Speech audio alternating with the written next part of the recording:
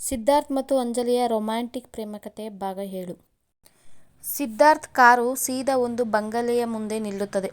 ಇಬ್ಬರೂ ಒಳಗೆ ಹೋಗುತ್ತಾರೆ. ಅಲ್ಲಿ ವಾಚ್ಮ್ಯಾನ್ ಬಿಟ್ಟರೆ ಬೇರೆ ಯಾರೂ ಇರುವುದಿಲ್ಲ. ಯಾರ ಮನೆ ಸರ್ ಇದು? ನೋಡೋದಕ್ಕೆ ತುಂಬ ಚೆನ್ನಾಗಿದೆ ಎನ್ನುತ್ತಾ ಅಂಜಲಿ ನಿಂತಲ್ಲೇ 2 ರೌಂಡು ಸುತ್ತಿ ಮನೆಯನ್ನು ನೋಡುತ್ತಾಳೆ. ಇದು ಸುಮತಿಯವರ ಮನೆ ಎನ್ನುತ್ತಾನೆ ಸಿದ್ಧಾರ್ಥ್. ಸುಮತಿಯವರ? ಅವರ್ಯಾರು ಸರ್ ಎನ್ನುತ್ತಾಳೆ ಅಂಜಲಿ. ಅವರು ನನ್ನ ತಾಯಿ ಕಣೆ ಪೆದ್ದಿ ಎಂದು ಸಿದ್ಧಾರ್ಥ್ ಅಂಜಲಿಯ ಮೂಗು ಎಳೆದು, ಇದು ನನ್ನ ತಾಯಿಯವರೇ ಇಷ್ಟಪಟ್ಟು ಕಟ್ಟಿಸಿಕೊಂಡಿದ್ದ ಮನೆ. ನನ್ನ ತಾಯಿಯ ಜೊತೆ 11 ವರುಷ ವಾಸವಿದ್ದ ಮನೆ ಇದು. ನಾನು ಬಾಲ್ಯದಲ್ಲಿ ಅವರ ಜೊತೆ ಕಳೆದ ನೆನಪುಗಳು ಇಲ್ಲಿವೆ. ನನ್ನ ಮನಸ್ಸಿಗೆ ಅತಿ ದುಃಖವಾದಾಗ, ಅತಿ ಸಂತೋಷವಾದಾಗ ನಾನು ಇಲ್ಲಿಗೆ ಬರುತ್ತೇನೆ. ಎಲ್ಲೂ ಸಿಗದ ನೆಮ್ಮದಿ ನನಗೆ ಇಲ್ಲಿ ಸಿಗುತ್ತದೆ ಎಂದು ಅವಳನ್ನು ಅಲ್ಲೇ ಸೋಫಾದ ಮೇಲೆ ಕೂರಿಸುತ್ತಾನೆ ಸಿದ್ಧಾರ್ಥ್. ನಿಮಗೆ ಈ ಕ್ಷಣಕ್ಕೆ ಯಾವ ಬೇಜಾರೂ ಇಲ್ಲ ಅಂತ ನನಗೆ ಗೊತ್ತು. ಆದರೆ ಖುಷಿಯ ಕಾರಣ ಯಾವುದು ಅಂತ ನನಗೆ ಗೊತ್ತಿಲ್ಲ ಎಂದು ಪ್ರಶ್ನಾರ್ಥಕವಾಗಿ ಸಿದ್ಧಾರ್ಥ್ನನ್ನು ನೋಡುತ್ತಾಳೆ ಅಂಜಲಿ. ಈ ನಿನ್ನ ದಡ್ಡ ತಲೆಗೆ ಜಾಸ್ತಿ ಕೆಲಸ ಕೊಡಬೇಡ ಎಂದು ಅವಳ ತೊಡೆಯ ಮೇಲೆ ತಲೆ ಹಾಕಿ ಮಲಗುತ್ತಾನೆ ಸಿದ್ಧಾರ್ಥ್. ಅಂಜಲಿಯ ಕೈ ಬೆರಳುಗಳು ಸಿದ್ಧಾರ್ಥ್ನ ಕೂದಲಲ್ಲಿ ಆಟವಾಡಲು ಶುರುವಾಗುತ್ತದೆ. ಸಿದ್ಧಾರ್ಥ್ ಅಂಜಲಿಯ ಮುಖವನ್ನೇ ನೋಡುತ್ತಾ ಅರ್ಧ ಗಂಟೆ ಕಾಲ ಕಳೆಯುತ್ತಾನೆ. ಅಂಜಲಿಯೂ ಕೂಡ ಅವನ ಮೌನವನ್ನು ಅರಿತು ಏನೂ ಮಾತನಾಡದೆ ಸಿದ್ಧಾರ್ಥ್ನನ್ನೇ ನೋಡುತ್ತಿರುತ್ತಾಳೆ. ಕೊನೆಗೆ ಸಿದ್ಧಾರ್ಥೇ ಮೌನ ಮುರಿದು, ಅಂಜಲಿ, ನನಗೆ ನೀನು ಜೀವ ಆಗಿದ್ದೀಯ ಕಣೆ. ಏನೇ ಕಷ್ಟ ಬಂದರೂ ನನ್ನ ಜೊತೆಯಲ್ಲೇ ಇರಬೇಕು. ನಾನು ಕೋಪದಲ್ಲಿ ದೂರ ಹೋಗುವ ಮಾತನಾಡಿದರೂ ನೀನು ನನ್ನನ್ನು ಬಿಟ್ಟು ಹೋಗಬಾರದು. ನನಗೆ ನೀನು, ಅಮ್ಮ, ಅತ್ತೆ ಮೂವರೂ ಜೀವವೇ. ಅದರಲ್ಲಿ ಈಗಾಗಲೇ ನಾನು ಒಂದು ಜೀವವನ್ನು ಕಳೆದುಕೊಂಡಿದ್ದೇನೆ. ಉಳಿದಿರುವುದು ನೀವಿಬ್ಬರು. ನಾನು ನೀವಿಬ್ಬರನ್ನು ಕಳೆದುಕೊಳ್ಳಲು ಇಷ್ಟಪಡುವುದಿಲ್ಲ. ಹೇಳು, ಯಾವಾಗಲೂ ನನ್ನ ಜೊತೆಯಲ್ಲೇ ಇರುತ್ತೀಯ ತಾನೆ ಎನ್ನುತ್ತಾನೆ. ಯಾಕೆ ಈ ರೀತಿ ಮಾತನಾಡುತ್ತಿದ್ದೀರಾ ಸರ್? ನಾನೇಕೆ ನಿಮ್ಮಿಂದ ದೂರ ಹೋಗಲಿ? ನೀವೇ ದೂರ ಹೋಗು ಅಂದರೂ ನಾನು ಬೇತಾಳದ ಥರ ನಿಮ್ಮ ಹಿಂದೆನೇ ಬರುತ್ತೇನೆ. ನಿಮ್ಮನ್ನು ಕಾಡಿಸಿ ಪೀಡಿಸಿ ಜೊತೆಯಲ್ಲೇ ಇರುತ್ತೇನೆ. ನಿಮ್ಮನ್ನಂತೂ ಬಿಟ್ಟು ನಾನು ಎಲ್ಲಿಗೂ ಹೋಗೋದಿಲ್ಲ ಎನ್ನುತ್ತಾಳೆ ಅಂಜಲಿ. ನನಗೆ ನಿನ್ನ ಮೇಲೆ ನಂಬಿಕೆ ಇದೆ ಅಂಜಲಿ. ಆದರೆ ನೀನು ಮಾಡುವ ಸಮಾಜ ಸೇವೆಯ ಮೇಲೆ ನಂಬಿಕೆ ಇಲ್ಲ. ಬೇರೆಯವರಿಗೆ ನೋವಾಗುತ್ತದೆ ಎಂದರೆ ನಿನ್ನ ನೋವನ್ನು ಲೆಕ್ಕಿಸದೆ ಅವರಿಗೆ ಸಹಾಯ ಮಾಡುತ್ತಾ ನಿಲ್ಲುತ್ತೀಯ. ಆ ಸಹಾಯದಲ್ಲಿ ನಿನಗೆ ಆಗುವ ನೋವು ಗೊತ್ತಾಗುವುದಿಲ್ಲ. ಈ ನಿನ್ನ ಸ್ವಭಾವದಿಂದಲೇ ನಾನು ನಿನಗೆ ಸೋತಿದ್ದು. ಆದರೆ ಈ ಸ್ವಭಾವದಿಂದಲೇ ನಿನ್ನನ್ನು ಕಳೆದುಕೊಳ್ಳುತ್ತೇನೆ ಎಂಬ ಭಯವಾಗುತ್ತಿದೆ ಎನ್ನುತ್ತಾನೆ ಸಿದ್ಧಾರ್ಥ್. ಅಂಜಲಿಗೆ ಸಿದ್ಧಾರ್ಥ್ನ ಮಾತು ಅರ್ಧ ಅರ್ಥವಾದರೆ ಇನ್ನರ್ಧ ಅರ್ಥವಾಗುವುದಿಲ್ಲ. ಸರ್, ನನಗೆ ನಿಮ್ಮ ಮಾತು ಸರಿಯಾಗಿ ಅರ್ಥವಾಗುತ್ತಿಲ್ಲ. ಯಾಕೆ ಯಾವಾಗಲೂ ದೂರವಾಗುವ ಮಾತನ್ನೇ ಆಡುತ್ತಿದ್ದೀರಿ? ದೇವರು ಅಸ್ತು ಅಂದರೆ ಕಷ್ಟ. ನೀವೇ ನನ್ನನ್ನು ಬಿಟ್ಟು ಬಿಡುತ್ತೇನೆ ಎಂದರೂ ನಾನು ನಿಮ್ಮನ್ನು ಬಿಡುವುದಿಲ್ಲ. ಒಂದು ವೇಳೆ ಆ ಪರಿಸ್ಥಿತಿ ಬರುವುದು ಈ ನನ್ನ ಉಸಿರು ನಿಂತ ಮೇಲೆ ನಿಮ್ಮಿಂದ ದೂರವಾಗುವುದು ಎನ್ನುತ್ತಾಳೆ ಅಂಜಲಿ. ಅವಳ ಮಾತಿಗೆ ಸಿದ್ಧಾರ್ಥ್, ಪ್ಲೀಸ್ ಅಂಜಲಿ, ಆ ಮಾತು ಆಡಬೇಡ. ನೀನಿಲ್ಲದೆ ನಾನು ಕೂಡ ಇರುವುದಿಲ್ಲ. ಈ ರೀತಿ ಹುಚ್ಚು ಆಲೋಚನೆಗಳನ್ನು ಬೆಳೆಸಿಕೊಳ್ಳಬೇಡ. ನನಗೆ ಭಯವಾಗುತ್ತದೆ ಎಂದು ಅವಳನ್ನು ಗಟ್ಟಿಯಾಗಿ ತಬ್ಬಿಕೊಳ್ಳುತ್ತಾನೆ. ಇಬ್ಬರು 5 ನಿಮಿಷ ಹಾಗೆ ನಿಂತಿರುತ್ತಾರೆ. ನಂತರ ಸಿದ್ಧಾರ್ಥ್, ನಿನಗೆ ಯಾರನ್ನೋ ಪರಿಚಯ ಮಾಡಿಸುತ್ತೇನೆ ಬಾ ಎಂದು ಅಲ್ಲೇ ಇದ್ದ ಒಂದು ರೂಮ್ಗೆ ಅಂಜಲಿಯನ್ನು ಕರೆದುಕೊಂಡು ಹೋಗುತ್ತಾನೆ. ರೂಮ್ ತುಂಬ ವಿಶಾಲವಾಗಿತ್ತು. ಅಲ್ಲಿ ಒಂದು ದೊಡ್ಡದಾದ ಹೆಂಗಸಿನ ಫೋಟೋ. ಆ ಫೋಟೋವನ್ನು ನೋಡಿದರೆ ಗೊತ್ತಾಗುತ್ತದೆ ಅವರು ಸಿದ್ಧಾರ್ಥ್ ಸರ ತಾಯಿ ಎಂದು.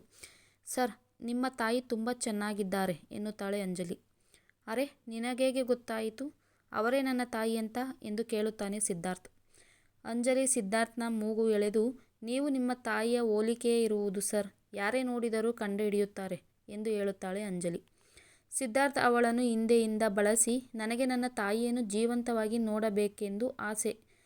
ಅದು ನಿನ್ನಿಂದ ಮಾತ್ರ ಸಾಧ್ಯ ಎನ್ನುತ್ತಾನೆ ಸಿದ್ಧಾರ್ಥ್. ಅಂಜಲಿ ಯೋಚನೆಯ ಮುಖ ಮಾಡಿ, ಅವರಾಗೆ ನಾನು ಹೇಗೆ ಕಾಣುತ್ತೇನೆ ಸರ್? ಹೇಗೆ ರೆಡಿಯಾದರೂ ಅವರ ರೀತಿ ನಾನು ಕಾಣುವುದಿಲ್ಲ ಎನ್ನುತ್ತಾಳೆ. ನಿನ್ನ ತಲೆಯಲ್ಲಿ ಬರೀ ಜೇಡಿಮಣ್ಣು ತುಂಬಿಕೊಂಡಿದೆ. ಬುದ್ಧಿ ಒಂಚೂರು ಇಲ್ಲ ಎಂದು ಸಿಡುಕಿ ಮೂತಿ ತಿರುಗಿಸುತ್ತಾನೆ ಸಿದ್ಧಾರ್ಥ್. ಸರ್, ಈಗ ನಾನೇನು ಹೇಳಿದೆ ಅಂತ ಮೂತಿ ತಿರುಗಿಸಿದ್ದೀರಾ ಎನ್ನುತ್ತಾಳೆ ಅಂಜಲಿ. ಇನ್ನೇನು ಮತ್ತೆ? ನನಗೆ ಬೇಜಾರಾಗುವುದಿಲ್ಲವೇ? ನಾನು ನನ್ನ ತಾಯಿಯ ಥರ ಇದ್ದೀನಿ ಅಂದರೆ ನನಗೆ ಹುಟ್ಟುವ ಮಗಳು ಕೂಡ ನನ್ನ ಹಾಗೆ ಇರುತ್ತಾಳೆ. ಆಗ ನಾನು ನನ್ನ ತಾಯಿಯನ್ನು ಜೀವಂತವಾಗಿ ನೋಡಬಹುದು. ಅದಕ್ಕೆ ಕೇಳಿದ್ದು ಎನ್ನುತ್ತಾನೆ ಸಿದ್ಧಾರ್ಥ್. ಅಂಜಲಿಗೆ ಅವನ ಮಾತಿನ ಅರ್ಥ ಈಗ ಗೊತ್ತಾಗುತ್ತದೆ. ಅವನನ್ನು ಕಾಡಿಸುವ ಸಲುವಾಗಿ, ನೀವು ಹೇಳಿದ್ದು ಸರಿ ಸರ್, ನಿಮ್ಮ ಮಗು ನಿಮ್ಮ ಥರನೇ ಇರುತ್ತದೆ ಎಂದರೆ ಅದು ನಿಮ್ಮ ಅಮ್ಮನ ರೂಪನೇ ಇರುತ್ತದೆ. ಆದರೆ ನಿಮ್ಮ ಮಗುವಿನ ತಾಯಿಯಾಗುವವರು ಯಾರು ಇಲ್ಲಿ ಎಂದು ಕೇಳುತ್ತಾಳೆ ಅಂಜಲಿ. ತೆಗೆದು ಬಿಟ್ಟ ಅಂದರೆ ಯಾರು ಅಂತ ಬೇರೆ ಕೇಳ್ತಾಳೆ. ನೀನೇ, ಇನ್ಯಾರು ಎಂದು ಗದರುತ್ತಾನೆ ಸಿದ್ಧಾರ್ಥ್. ಅಯ್ಯೋ ಸರ್, ನಾನೇನು ಹೇಳಿದೆ ಅಂತ ಇಷ್ಟು ಜೋರು ಮಾಡುತ್ತೀರಾ? ನಿಮಗೆ ಮಗು ಬೇಕು ಅಂದರೆ ನೀವು ನನ್ನನ್ನು ಮದುವೆಯಾಗಬೇಕು, ಗೊತ್ತು ತಾನೇ? ನೀವು ನೋಡಿದರೆ ಚಂಚಲಾಳ ಮದುವೆಯಾಗಲು ಒಪ್ಪಿದ್ದೀರಾ. ನೀವು ಅವಳತ್ತಿರನೇ ಮಗುವನ್ನು ಪಡೆದುಕೊಳ್ಳಿ ಎನ್ನುತ್ತಾಳೆ ಅಂಜಲಿ. ಅವಳ ಮಾತಿಗೆ ಸಿದ್ಧಾರ್ಥ್ ಕೋಪದಿಂದ ಅವಳನ್ನು ಹೊಡೆಯಲು ಕೈ ಎತ್ತಿ ಅವಳು ಭಯದಿಂದ ಕಣ್ಣು ಮುಚ್ಚಿದ್ದನ್ನು ಗಮನಿಸಿ ಕೈ ಕೆಳಗೆ ಇಳಿಸಿ ಅವಳನ್ನು ಒರಟಾಗಿ ಹಿಡಿದು, ಯಾವಳತ್ತಿರನೋ ಮಗು ಪಡೆಯುವುದಾದರೆ ನಿನ್ನನ್ನೇಕೆ ಪ್ರೀತಿ ಮಾಡುತ್ತಿದ್ದೆ? ನೀನೇ ನನ್ನ ಜೀವ ಅಂತ ಯಾಕೆ ಹೇಳುತ್ತಿದ್ದೆ? ಮಾತುಗಳ ಮೇಲೆ ಗಮನವಿರಲಿ ಎಂದು ಅಲ್ಲಿ ನಿಲ್ಲದೆ ಅವಳನ್ನು ಪಕ್ಕಕ್ಕೆ ಸರಿಸಿ ಹೊರಗೆ ಹೋಗುತ್ತಾನೆ. ಅಯ್ಯೋ, ನಾನು ತಮಾಷೆ ಮಾಡುವುದಕ್ಕೆ ಹೋಗಿ ಇವರಿಗೆ ಬೇಜಾರು ಮಾಡಿದೆ. ಅಂಜಲಿ, ನಿನಗೆ ಮಾತಿನ ಮೇಲೆ ಗಮನನೇ ಇರುವುದಿಲ್ಲ. ಎಷ್ಟು ಖುಷಿಯಿಂದ ಇದ್ದರು, ಒಂದೇ ಗಳಿಗೆಯಲ್ಲಿ ಅವರಿಗೆ ಬೇಜಾರು ಮಾಡಿದ್ದೀಯಾ? ನಿನ್ನ ಬುದ್ಧಿ ಸರಿಯಿಲ್ಲ ಕಣೆ ಎಂದು ತನ್ನನ್ನೇ ತಾನು ಶಪಿಸಿಕೊಂಡು ಸಿದ್ಧಾರ್ಥ್ನನ್ನು ಅರಸಿ ಹೊರಗೆ ಹೋಗುತ್ತಾಳೆ. ಸಿದ್ಧಾರ್ಥ್ ಅಲ್ಲೇ ಇದ್ದ ಸ್ವಿಮ್ಮಿಂಗ್ ಪೂಲ್ನನ್ನು ನೋಡುತ್ತಾ ನಿಂತಿರುತ್ತಾನೆ. ಅಂಜಲಿ ಬಂದು ಅವನನ್ನು ಹಿಂದೆಯಿಂದ ಬಳಸಿ, ಸಾರಿ ಸರ್, ಸುಮ್ಮನೆ ನಿಮ್ಮನ್ನು ಕಾಡಿಸಲು ಹೋಗಿ ನಿಮಗೆ ಬೇಜಾರು ಮಾಡಿದೆ. ಪ್ಲೀಸ್ ಬೇಜಾರಾಗಬೇಡಿ ಎನ್ನುತ್ತಾಳೆ ಅಂಜಲಿ. ಸಿದ್ಧಾರ್ಥ್ ಏನೂ ಮಾತನಾಡದೆ ಹಾಗೆ ನಿಂತಿರುತ್ತಾನೆ. ಅಂಜಲಿ ಬಲವಂತದಿಂದ ತನ್ನ ಕಡೆ ತಿರುಗಿಸಿಕೊಳ್ಳುತ್ತಾಳೆ. ಅವನ ಕಣ್ಣುಗಳು ಕೆಂಪಾಗಿರುತ್ತದೆ. ಕಣ್ಣೀರು ತುಂಬಿದ ಕಣ್ಣುಗಳು ನೋಡಿ ಅವಳಿಗೆ ಭಯವಾಗಿ ಅವನನ್ನು ಗಟ್ಟಿಯಾಗಿ ತಬ್ಬಿಕೊಂಡು, ಪ್ಲೀಸ್ ಅಳಬೇಡಿ ಸರ್, ನಿಮ್ಮ ನೋವು ನನಗೆ ಉಸಿರು ಕಟ್ಟಿಸುತ್ತದೆ. ಸುಮ್ಮನೆ ತಮಾಷೆ ಮಾಡಲು ಆ ರೀತಿ ಹೇಳಿದೆ ಅಷ್ಟೆ. ನಾನೇ ಆಗಲೇ ಹೇಳಲಿಲ್ಲವೇ? ನೀವೇ ಬೇಡ ಎಂದು ದೂರ ಮಾಡಿದರೂ ನಾನು ನಿಮ್ಮನ್ನು ಬಿಟ್ಟು ಹೋಗುವುದಿಲ್ಲ ಅಂದ ಮೇಲೂ ನನ್ನ ಜಾಗದಲ್ಲಿ ಇನ್ನೊಬ್ಬರನ್ನು ಕಲ್ಪನೆ ಮಾಡುವುದಿಲ್ಲ. ನಾನು ನಿಮ್ಮ ಬಳಿ ತಮಾಷೆಗೆ ಆ ರೀತಿ ಮಾತನಾಡಿದ್ದು. ಪ್ಲೀಸ್ ಅಳಬೇಡಿ. ನಿಮ್ಮ ಒಂದೊಂದು ಕಣ್ಣೀರಿನ ಹನಿಯು ನನ್ನ ಆಯುಸ್ಸನ್ನು ಕಡಿಮೆ ಮಾಡುತ್ತದೆ ಎನ್ನುತ್ತಾಳೆ ಅಂಜಲಿ. ಅವಳ ಕೊನೆಯ ಮಾತಿಗೆ ಸಿದ್ಧಾರ್ಥ್, ಪ್ಲೀಸ್ ಹಾಗೆ ಹೇಳಬೇಡ. ನಿನ್ನ ಆಯಸ್ಸು ಕಡಿಮೆಯಾದಷ್ಟು ನನ್ನ ಆಯಸ್ಸು ಕೂಡ ಕಡಿಮೆಯಾಗುತ್ತದೆ. ನಿನ್ನ ಜಾಗದಲ್ಲಿ ನಾನು ಯಾರನ್ನೂ ಕಲ್ಪಿಸಿಕೊಳ್ಳುವುದಕ್ಕೆ ಇಷ್ಟಪಡುವುದಿಲ್ಲ ಎನ್ನುತ್ತಾನೆ ಸಿದ್ಧಾರ್ಥ್. ಅಂಜಲಿ ಸಿದ್ಧಾರ್ಥ್ನನ್ನು ಮೊದಲಿನ ಮೂಡಿಗೆ ತರಲು, ಸರಿ, ನೀವೇ ಹೇಳಿದ ಹಾಗೆ ನಾನೇ ನಿಮ್ಮ ತಾಯಿ ಹಾಗೆ ಇರುವ ಒಂದು ಹೆಣ್ಣು ಮಗು, ನಿಮ್ಮ ತಂದೆ ಹಾಗೆ ಇರುವ ಒಂದು ಗಂಡು ಮಗು, ಈ ನನ್ನ ಮುದ್ದು ಸರ್ ಹಾಗೆ ಇನ್ನೊಂದು ಗಂಡು ಮಗುವನ್ನು ನಾನೇ ನಿಮಗೆ ಎತ್ತಿಕೊಡುತ್ತೇನೆ. ಸಾಕಾ? ಇಲ್ಲ ಇನ್ನು ಬೇರೆ ಯಾರಾದರೂ ಬೇಕಾದರೆ ಹೇಳಿ ಎಂದು ಕಣ್ಣು ಹೊಡೆಯುತ್ತಾಳೆ ಅವನ ರೀತಿಯಲ್ಲೇ ಅಂಜಲಿ. ನಮ್ಮ ಅತ್ತೆಯ ಹಾಗೆ ಮುದ್ದಿನ ಇನ್ನೊಂದು ಹೆಣ್ಣು ಮಗು ಬೇಕು. ಅವರು ನನ್ನ ಎರಡನೇ ತಾಯಿ ಎನ್ನುತ್ತಾನೆ ಸಿದ್ಧಾರ್ಥ್. ಓಕೆ, ನಿಮ್ಮ ಎರಡನೇ ತಾಯಿಯ ರೀತಿ ಇನ್ನೊಂದು ಹೆಣ್ಣು ಮಗು, ಒಟ್ಟು 4 ಮಕ್ಕಳು ಸಾಕು ತಾನೆ ಎಂದು ನಗುತ್ತಾಳೆ ಅಂಜಲಿ. ಸಿದ್ಧಾರ್ಥ್ ಕೂಡ ನಕ್ಕು, ನನ್ನ ನೋವಿನ ಔಷಧಿ ಕಣೆ ನೀನು ಎಂದು ಅವಳ ಕೆನ್ನೆಯನ್ನು ಗಿಂಡಿ, ಬಂದ ಕೆಲಸವನ್ನು ಮರೆತುಬಿಟ್ಟೆ ಎಂದು ಅವಳನ್ನು ತನ್ನ ತಾಯಿಯ ಫೋಟೋ ಇರುವ ರೂಮಿಗೆ ಮತ್ತೆ ಕರೆದುಕೊಂಡು ಹೋಗುತ್ತಾನೆ. ಅಲ್ಲೇ ಇದ್ದ ಕುಂಕುಮವನ್ನು ಅವಳ ಹಣೆಗೆ ಮತ್ತು ಅರಿಶಿಣವನ್ನು ಅವಳ ಕೆನ್ನೆಗೆ ಹಚ್ಚುತ್ತಾನೆ. ಅಂಜಲಿ ಏನೂ ಮಾತನಾಡದೆ ಗೊಂಬೆಯ ರೀತಿ ನಿಂತಿರುತ್ತಾಳೆ. ಮತ್ತೆ ಸಿದ್ಧಾರ್ಥ್ ಅವಳಿಗೆ ಮಲ್ಲಿಗೆ ಹೂವು ಮುಡಿಸಿ ಅವಳ ಕೈ ಹಿಡಿದು, ನನ್ನನ್ನು ಮದುವೆಯಾಗಲು ಒಪ್ಪಿಗೆ ಇದೆ ತಾನೇ ನಿನಗೆ ಎಂದು ಕೇಳುತ್ತಾನೆ ಸಿದ್ಧಾರ್ಥ್. ಅಯ್ಯೋ ಸರ್, ಮಗುವನ್ನೇ ಕೊಡುವುದರ ಬಗ್ಗೆ ಮಾತನಾಡುತ್ತಿದ್ದೇನೆ.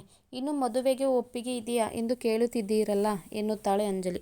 ಸಿದ್ಧಾರ್ಥ್ ನಕ್ಕು, ತಗೋ, ಇದು ನನಗೆ ಹಾಕು, ನಾನು ಇದನ್ನು ನಿನಗೆ ಹಾಕುತ್ತೇನೆ ಎಂದು 2 ರಿಂಗ್ ಇರುವ ಪುಟ್ಟ ಬಾಕ್ಸ್ಗಳನ್ನು ಅವಳ ಮುಂದೆ ಇಡಿಯುತ್ತಾನೆ. ಅಂಜಲಿ ಅವನು ತೋರಿದ ರಿಂಗನ್ನು ನೋಡಿ ಅದು ಡೈಮಂಡ್ ಎಂದು ಗೊತ್ತಾಗಿ, ಸರ್, ಇದು ನನಗೆ ಬೇಡ, ಬೇಕಾದರೆ ನಿಮ್ಮ ರಿಂಗ್ ಹಾಕುತ್ತೇನೆ ಎನ್ನುತ್ತಾಳೆ ಅಂಜಲಿ. ಏ ಲೂಸು, ನಮ್ಮ ಎಂಗೇಜ್ಮೆಂಟ್ ಎಂದ ಮೇಲೆ ಇಬ್ಬರು ರಿಂಗ್ ಬದಲಾಯಿಸಿಕೊಳ್ಳಬೇಕು ತಾನೆ ಎನ್ನುತ್ತಾನೆ ಸಿದ್ಧಾರ್ಥ್. ಏನು ಎಂಗೇಜ್ಮೆಂಟಾ ಎಂದು ಬಾಯಿ ಬಿಡುತ್ತಾಳೆ ಅಂಜಲಿ. ಹೌದು, ಎಂಗೇಜ್ಮೆಂಟೇ ಎಂದು ನಗುತ್ತಾನೆ ಸಿದ್ಧಾರ್ಥ್. ಸರ್, ನಾವಿಬ್ಬರೇ ಏಕೆ ಎಂಗೇಜ್ಮೆಂಟ್ ಮಾಡಿಕೊಳ್ಳಬೇಕು?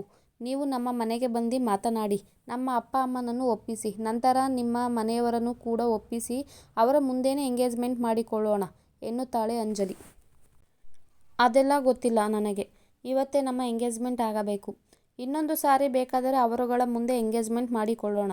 ಬೇಡ ಅನ್ನಬೇಡ ಅಂಜಲಿ, ಪ್ಲೀಸ್. ಯಾಕೆ, ನಿನಗೆ ನನ್ನ ಮೇಲೆ ನಂಬಿಕೆ ಇಲ್ಲವೇ ಎಂದು ಸಪ್ಪೆ ಮುಖ ಮಾಡಿಕೊಂಡು ಕೇಳುತ್ತಾನೆ ಸಿದ್ಧಾರ್ಥ್. ಸರ್, ನಂಬಿಕೆಯ ವಿಚಾರ ಮಾತನಾಡಬೇಡಿ. ನಾನು ನನಗಿಂತ ನಿಮ್ಮನ್ನೇ ಜಾಸ್ತಿ ನಂಬುತ್ತೇನೆ. ಬೇಕಾದರೆ ಈಗಲೇ ತಾಳಿ ಕಟ್ಟುತ್ತೇನೆ ಎಂದರೂ ನಾನು ನಿಮಗೆ ಕೊರಳೊಡ್ಡುತ್ತೇನೆ. ಓಕೆ ಸರ್, ನಾವಿಬ್ಬರು ಈಗ ರಿಂಗ್ ಬದಲಾಯಿಸಿಕೊಳ್ಳೋಣ. ಆದರೆ ನನ್ನದೊಂದು ಕಂಡೀಷನ್ ಎನ್ನುತ್ತಾಳೆ ಅಂಜಲಿ. ಸಿದ್ಧಾರ್ಥ್ಗೆ ಅವಳಾಡಿದ ಮಾತು ಖುಷಿ ತರುತ್ತದೆ. ಅವಳು ಒಂದು ಕಂಡೀಷನ್ ಅಂತ ಕೇಳಿದ್ದಕ್ಕೆ ಈ ನಿನ್ನ ಪುಟ್ಟ ತಲೆಗೆ ಬಂದಿರುವ ಆಲೋಚನೆ ಏನು ಎನ್ನುತ್ತಾನೆ ಸಿದ್ಧಾರ್ಥ್. ಎಂಗೇಜ್ಮೆಂಟ್ ಅಂದ ಮೇಲೆ ಹುಡುಗರ ರಿಂಗ್ ಅನ್ನು ಹುಡುಗಿಯ ಮನೆ ಕಡೆಯವರೇ ಕೊಡಿಸಬೇಕು. ಈಗ ನೀವು ತಂದಿರುವ ರಿಂಗ್ನ ಹಣ ನಿಮಗೆ ಕೊಡುತ್ತೇನೆ. ನೀವು ತೆಗೆದುಕೊಳ್ಳಬೇಕು ಮತ್ತು ಅದರ ಬಿಲ್ ನನಗೆ ಕೊಡಬೇಕು. ಬಿಲ್ ಎಷ್ಟು ಅಂತ ಕೇಳಿದರೆ ನೀವು ಕಡಿಮೆ ಹೇಳುತ್ತೀರಾ. ಅದಕ್ಕೆ ನನಗೆ ಬಿಲ್ ಬೇಕು ಎನ್ನುತ್ತಾಳೆ ಅಂಜಲಿ. ಏನೂ ಬೇಡ, ನಿನ್ನ ಕೈಲಿ ನಾನೇಕೆ ದುಡ್ಡು ತೆಗೆದುಕೊಳ್ಳಲಿ? ಅದಲ್ಲದೆ ಇದರ ಬೆಲೆ ಜಾಸ್ತಿ. ಮೊದಲೇ ಗೊತ್ತಿದ್ದರೆ ಕಡಿಮೆ ಬೆಲೆ ರಿಂಗನ್ನು ತರುತ್ತಿದ್ದೆ ಎನ್ನುತ್ತಾನೆ ಸಿದ್ಧಾರ್ಥ್. ಪರವಾಗಿಲ್ಲ ಸರ್, ನೀವು ಇಷ್ಟಪಟ್ಟು ಆಯ್ಕೆ ಮಾಡಿ ತಂದಿದ್ದೀರಾ. ಒಂದೇ ಸಾರಿ ಹಣ ಕಟ್ಟಲು ಆಗದಿದ್ದರೂ ಸ್ವಲ್ಪ ಸ್ವಲ್ಪನೇ ಕೊಟ್ಟು ತೀರಿಸುತ್ತೇನೆ. ಅದಕ್ಕೆ ನೀವು ಒಪ್ಪಿದರೆ ನಮ್ಮ ಎಂಗೇಜ್ಮೆಂಟ್ ಈಗಲೇ ಮಾಡಿಕೊಳ್ಳೋಣ ಎನ್ನುತ್ತಾಳೆ ಅಂಜಲಿ. ಸರಿ, ನಿನ್ನ ಹಠದ ಬಗ್ಗೆ ಗೊತ್ತು, ಬಾ ಎಂದು ಅವಳಿಗೆ ರಿಂಗ್ ತೊಡಿಸಿ ಅವಳ ಹಣೆಗೆ ದೀರ್ಘವಾಗಿ ಮುತ್ತನ್ನು ಕೊಟ್ಟು ಐ ಲವ್ ಯು ಅಂಜಲಿ ಎನ್ನುತ್ತಾನೆ. ಅಂಜಲಿಯು ಕೂಡ ಸಿದ್ಧಾರ್ಥ್ಗೆ ರಿಂಗ್ ತೊಡಿಸಿ ಅವನಿಗೆ ಮುತ್ತು ಕೊಡಲು ಮೊಣಕಾಲನ್ನು ಮೇಲೆ ಮಾಡುತ್ತಾಳೆ. ಅಷ್ಟು ದೊಡ್ಡ ಸಾಹಸ ಮಾಡಬೇಡ, ನೀನು ಕುಳ್ಳಿ ಎಂದು ನನಗೆ ಗೊತ್ತು ಎಂದು ಅವಳ ನಡು ಬಳಸಿ ಮೇಲೆ ಎತ್ತಿಕೊಳ್ಳುತ್ತಾನೆ. ನಾನೇನು ಕುಳ್ಳಿಯಲ್ಲ, ಸರಿಯಾದ ಹೈಟೇ ಇದ್ದೀನಿ. ನೀವೇ ಅಗತ್ಯಕ್ಕಿಂತ ಎತ್ತರವಾಗಿರುವುದು ಎಂದು ಅವನ ಹಣೆಗೆ ಮುತ್ತು ಕೊಡುತ್ತಾಳೆ. ಜಿಪುಣಿ, ಒಂದೇ ಒಂದು ಕೊಡುತ್ತೀಯಲ್ಲ, ಇನ್ನೊಂದು 2 ಕೊಟ್ಟರೆ ನಿನ್ನ ಅಪ್ಪನ ಗಂಟು ಹೋಗುತ್ತದೆ ಎಂದು ಗೊಣಗಿಕೊಳ್ಳುತ್ತಾನೆ. ಅಂಜಲಿಗೆ ಕೇಳಿಸಿದರೂ ಕೇಳಿಸದ ಹಾಗೆ, ಸರಿ ಸರ್, ತುಂಬ ಲೇಟ್ ಆಯಿತು, ನಾನು ಹೋಗಬೇಕು, ಬನ್ನಿ ಹೊರಡೋಣ ಎನ್ನುತ್ತಾಳೆ. ಹೋಗೆ, ಇವತ್ತು ನಮ್ಮ ಎಂಗೇಜ್ಮೆಂಟ್ ಆಗಿದೆ, ನಿನಗೆ ಖುಷಿನೇ ಇಲ್ಲ. ನಾರ್ಮಲ್ ಡೇಸ್ನಲ್ಲಿ ಹೇಗಿರುತ್ತೀಯಾ ಹಾಗೆ ಇದೆಯಾ ಎಂದು ಹುಸಿ ಮುನಿಸು ತೋರಿಸುತ್ತಾನೆ ಸಿದ್ಧಾರ್ಥ್. ಅವನ ಮುನಿಸು ನೋಡಿ ನಗು ಬಂದರೂ ತಡೆದುಕೊಂಡು, ನನಗೂ ಖುಷಿನೇ ಸರ್, ಆದರೆ ಹೇಗೆ ತೋರಿಸಬೇಕು ಎಂದು ಗೊತ್ತಾಗುತ್ತಿಲ್ಲ ಎನ್ನುತ್ತಾಳೆ ಅಂಜಲಿ. ಇನ್ನೇನು ಗೊತ್ತಾಗುತ್ತದೆ ನಿನಗೆ? ಬರೀ ಬೇರೆಯವರ ಕಷ್ಟವನ್ನು ನೋಡುವುದೇ ಆಗುತ್ತದೆ ನಿನಗೆ. ನನ್ನ ಬಗ್ಗೆ ಯೋಚನೆಯೇ ಇಲ್ಲ ಎಂದು ಹೇಳುತ್ತಾನೆ ಸಿದ್ಧಾರ್ಥ್. ಸರ್, ನಿಮ್ಮ ಬಗ್ಗೆ ಯೋಚಿಸದೆ ಬೇರೆ ಯಾರ ಬಗ್ಗೆ ಯೋಚಿಸುತ್ತೇನೆ ನಾನು ಎನ್ನುತ್ತಾಳೆ ಅಂಜಲಿ. ನೆನ್ನೆ ಯಾರ ಕೇಳಿ ಆ ವ್ಯಕ್ತಿಗೆ ಬ್ಲಡ್ ಕೊಟ್ಟೆ ನೀನು ಎನ್ನುತ್ತಾನೆ ಸಿದ್ಧಾರ್ಥ್. ಊರಗಳ ಕಣ್ಣು ಬಿಟ್ಟು, ನಿಮಗೆ ಹೇಗೆ ಗೊತ್ತಾಯಿತು ಸರ್ ಎನ್ನುತ್ತಾಳೆ ಅಂಜಲಿ. ನನಗೇಗೋ ಗೊತ್ತಾಯಿತು. ಆ ವ್ಯಕ್ತಿಗೆ ಆಕ್ಸಿಡೆಂಟ್ ಆಯಿತು. ಓಕೆ, ಅವರನ್ನು ಕರೆದುಕೊಂಡು ಹೋಗಿ ಹಾಸ್ಪಿಟಲ್ನಲ್ಲಿ ಸೇರಿಸಿದೆ, ಅದು ಓಕೆ. ಆಸ್ಪತ್ರೆ ಬಿಲ್ ಕೂಡ ನೀನೇ ಕಟ್ಟಿದೆ, ಅದು ಓಕೆ. ಆದರೆ ಅವರಿಗೆ ಬ್ಲಡ್ ಯಾಕೆ ಕೊಟ್ಟೆ? ನಿನ್ನನ್ನು ನೋಡಿದರೆ ನಿನಗೆ ಬೇರೆ ಯಾರಾದರೂ ಬ್ಲಡ್ ಕೊಡಬೇಕು ಆಗಿದ್ದೀಯಾ, ಅಂಥದ್ರಲ್ಲಿ ನೀನೇ ಅವನಿಗೆ ಬ್ಲಡ್ ಯಾಕೆ ಕೊಟ್ಟೆ? ನಿನ್ನದು ರೇರ್ ಬ್ಲಡ್ ಗ್ರೂಫು. ನಾನು ಆಸ್ಪತ್ರೆಗೆ ಬರುವುದು ತಡವಾಯಿತು. ಆಗ ನೀನು ನನ್ನ ಕೈಗೆ ಸಿಕ್ಕಿದರೆ 2 ಬಾರಿಸುತ್ತಿದ್ದೆ. ನನಗೆ ಹೇಳಿದರೆ ಬೇರೆ ಕಡೆ ಬ್ಲಡ್ ಅರೇಂಜ್ ಮಾಡುತ್ತಿರಲಿಲ್ಲವಾ ಎಂದು ಗದರುತ್ತಾನೆ ಸಿದ್ಧಾರ್ಥ್. ಅಯ್ಯೋ ಪಾಪ ಸರ್, ಅವರು ಯಾರೋ ಆಕ್ಸಿಡೆಂಟ್ ಮಾಡಿಬಿಟ್ಟರು. ಆಕ್ಸಿಡೆಂಟ್ ಮಾಡಿದವರು ತಿರುಗು ಕೂಡ ನೋಡದೆ ಹೊರಟು ಹೋದರು. ಯಾರೂ ಅವರ ಬಳಿ ಬರಲಿಲ್ಲ. ನಾನು ಹಾಗೆ ಬಿಟ್ಟಿದ್ದರೆ ತುಂಬ ರಕ್ತ ಹೋಗಿ ಸತ್ತೇ ಹೋಗುತ್ತಿದ್ದರು. ಅದಕ್ಕೆ ಬರೀ ಆಸ್ಪತ್ರೆಗೆ ಸೇರಿಸೋಣ ಎಂದುಕೊಂಡು ಕರೆದುಕೊಂಡು ಹೋದೆ. ಆದರೆ ಅವರ ಬ್ಲಡ್ ತುಂಬ ಲಾಸ್ ಆಗಿತ್ತು. ಅದಲ್ಲದೆ ಅವರ ಬ್ಲಡ್ ಗ್ರೂಫ್ ನನ್ನ ಬ್ಲಡ್ ಗ್ರೂಫ್ ಒಂದೇ, ಅದಕ್ಕೆ ನಾನೇ ಅವರಿಗೆ ಬ್ಲಡ್ ಕೊಟ್ಟೆ ಎನ್ನುತ್ತಾಳೆ. ಸರಿ, ಬೆಂಗಳೂರಿಗೆ ಬಂದಾಗಿನಿಂದಲೂ ಎಷ್ಟು ಬಾರಿ ಬ್ಲಡ್ ದಾನ ಮಾಡಿದ್ದೀಯಾ ಎಂದು ಕೇಳುತ್ತಾನೆ ಸಿದ್ಧಾರ್ಥ್. ಅಂಜಲಿ ಅಳುಕುತ್ತಲೇ ಒಂದು ಕಣ್ಣು ಮುಚ್ಚಿ ಒಂದು ಕಣ್ಣು ಬಿಟ್ಟು 4 ಬೆರಳುಗಳನ್ನು ಮೇಲೆ ಮಾಡಿ ಅವನಿಗೆ ತೋರಿಸುತ್ತಾಳೆ. ನಿನಗೆಲ್ಲೋ ಹುಚ್ಚು ಹಿಡಿದಿದೆ. ಇನ್ನೊಂದು ಸಾರಿ ಇಲ್ಲಿ ಯಾರಿಗಾದರೂ ಬ್ಲಡ್ ಕೊಡುತ್ತೀನಿ ಅಂತ ಹೋಗು, ಅಲ್ಲೇ ಕಾಲು ಮುರಿದು ನಿನ್ನನ್ನೇ ಅಡ್ಮಿಟ್ ಮಾಡುತ್ತೇನೆ ಎನ್ನುತ್ತಾನೆ ಸಿದ್ಧಾರ್ಥ್. ಅವಳು ಆಯಿತು ಎಂದು ಸಪ್ಪೆ ಮುಖ ಮಾಡುತ್ತಾಳೆ. ಅವಳ ಸಪ್ಪೆ ಮುಖ ನೋಡಿ, ಅಂಜಲಿ ಪ್ಲೀಸ್ ಬೇಜಾರಾಗಬೇಡ, ನಿನಗೆ ಏನಾದರೂ ಆದರೆ ಎಂಬ ಭಯ ಅಷ್ಟೆ. ನಿನ್ನ ಬ್ಲಡ್ ಗ್ರೂಫ್ ತುಂಬ ರೇರ್ ಸಿಗುವುದು, ಅದಕ್ಕೆ ಸ್ವಲ್ಪ ಭಯ. ಅಂಥ ಸಂದರ್ಭದಲ್ಲಿ ನೀನು ನನಗೆ ಫೋನ್ ಮಾಡು, ನಾನೇ ಏನಾದರೂ ಮಾಡಿ ಅರೇಂಜ್ ಮಾಡುತ್ತೇನೆ, ಓಕೆನಾ ಎಂದು ಹೇಳುತ್ತಾನೆ ಸಿದ್ಧಾರ್ಥ್. ಆಯಿತು ಎಂದು ತಲೆ ಆಡಿಸಿದ ಅಂಜಲಿ ಅವನ ಮಾತು ಮರೆಸಲು, ಯಾರೋ ಎಂಗೇಜ್ಮೆಂಟು ಖುಷಿ ಅಂತ ಹೇಳುತ್ತಿದ್ದರು, ಅವರೇ ಬೇಜಾರಿನಲ್ಲಿದ್ದಾರೆ ಎನ್ನುತ್ತಾಳೆ. ನಿನ್ನ ಸಮಾಜ ಸೇವೆ ನನಗೆ ಬೇಜಾರೇ ಎನ್ನುತ್ತಾನೆ ಸಿದ್ಧಾರ್ಥ್. ಈ ನಿಮ್ಮ ಬೇಜಾರು ಹೋಗಿಸಲು ನನಗೆ ಗೊತ್ತು ಎಂದು ಅವನನ್ನು ಬಳಿಗೆ ಎಳೆದುಕೊಂಡು ಅವನ ತುಟಿಗೆ ಪುಟ್ಟ ಮುತ್ತನ್ನು ನೀಡುತ್ತಾಳೆ. ಕಂಜೂಸು, ಸರಿಯಾಗಿ ಕಿಸ್ ಮಾಡಲು ಬರುವುದಿಲ್ಲ ಎಂದು ಅವನೇ ಅವಳನ್ನು ಬಳಸಿ ಮುಖದ ತುಂಬೆಲ್ಲ ಲೆಕ್ಕ ಇಲ್ಲದಷ್ಟು ಮುತ್ತು ನೀಡಿ ತುಟಿಗೆ ಗಾಢವಾಗಿ ಚುಂಬಿಸುತ್ತಾನೆ.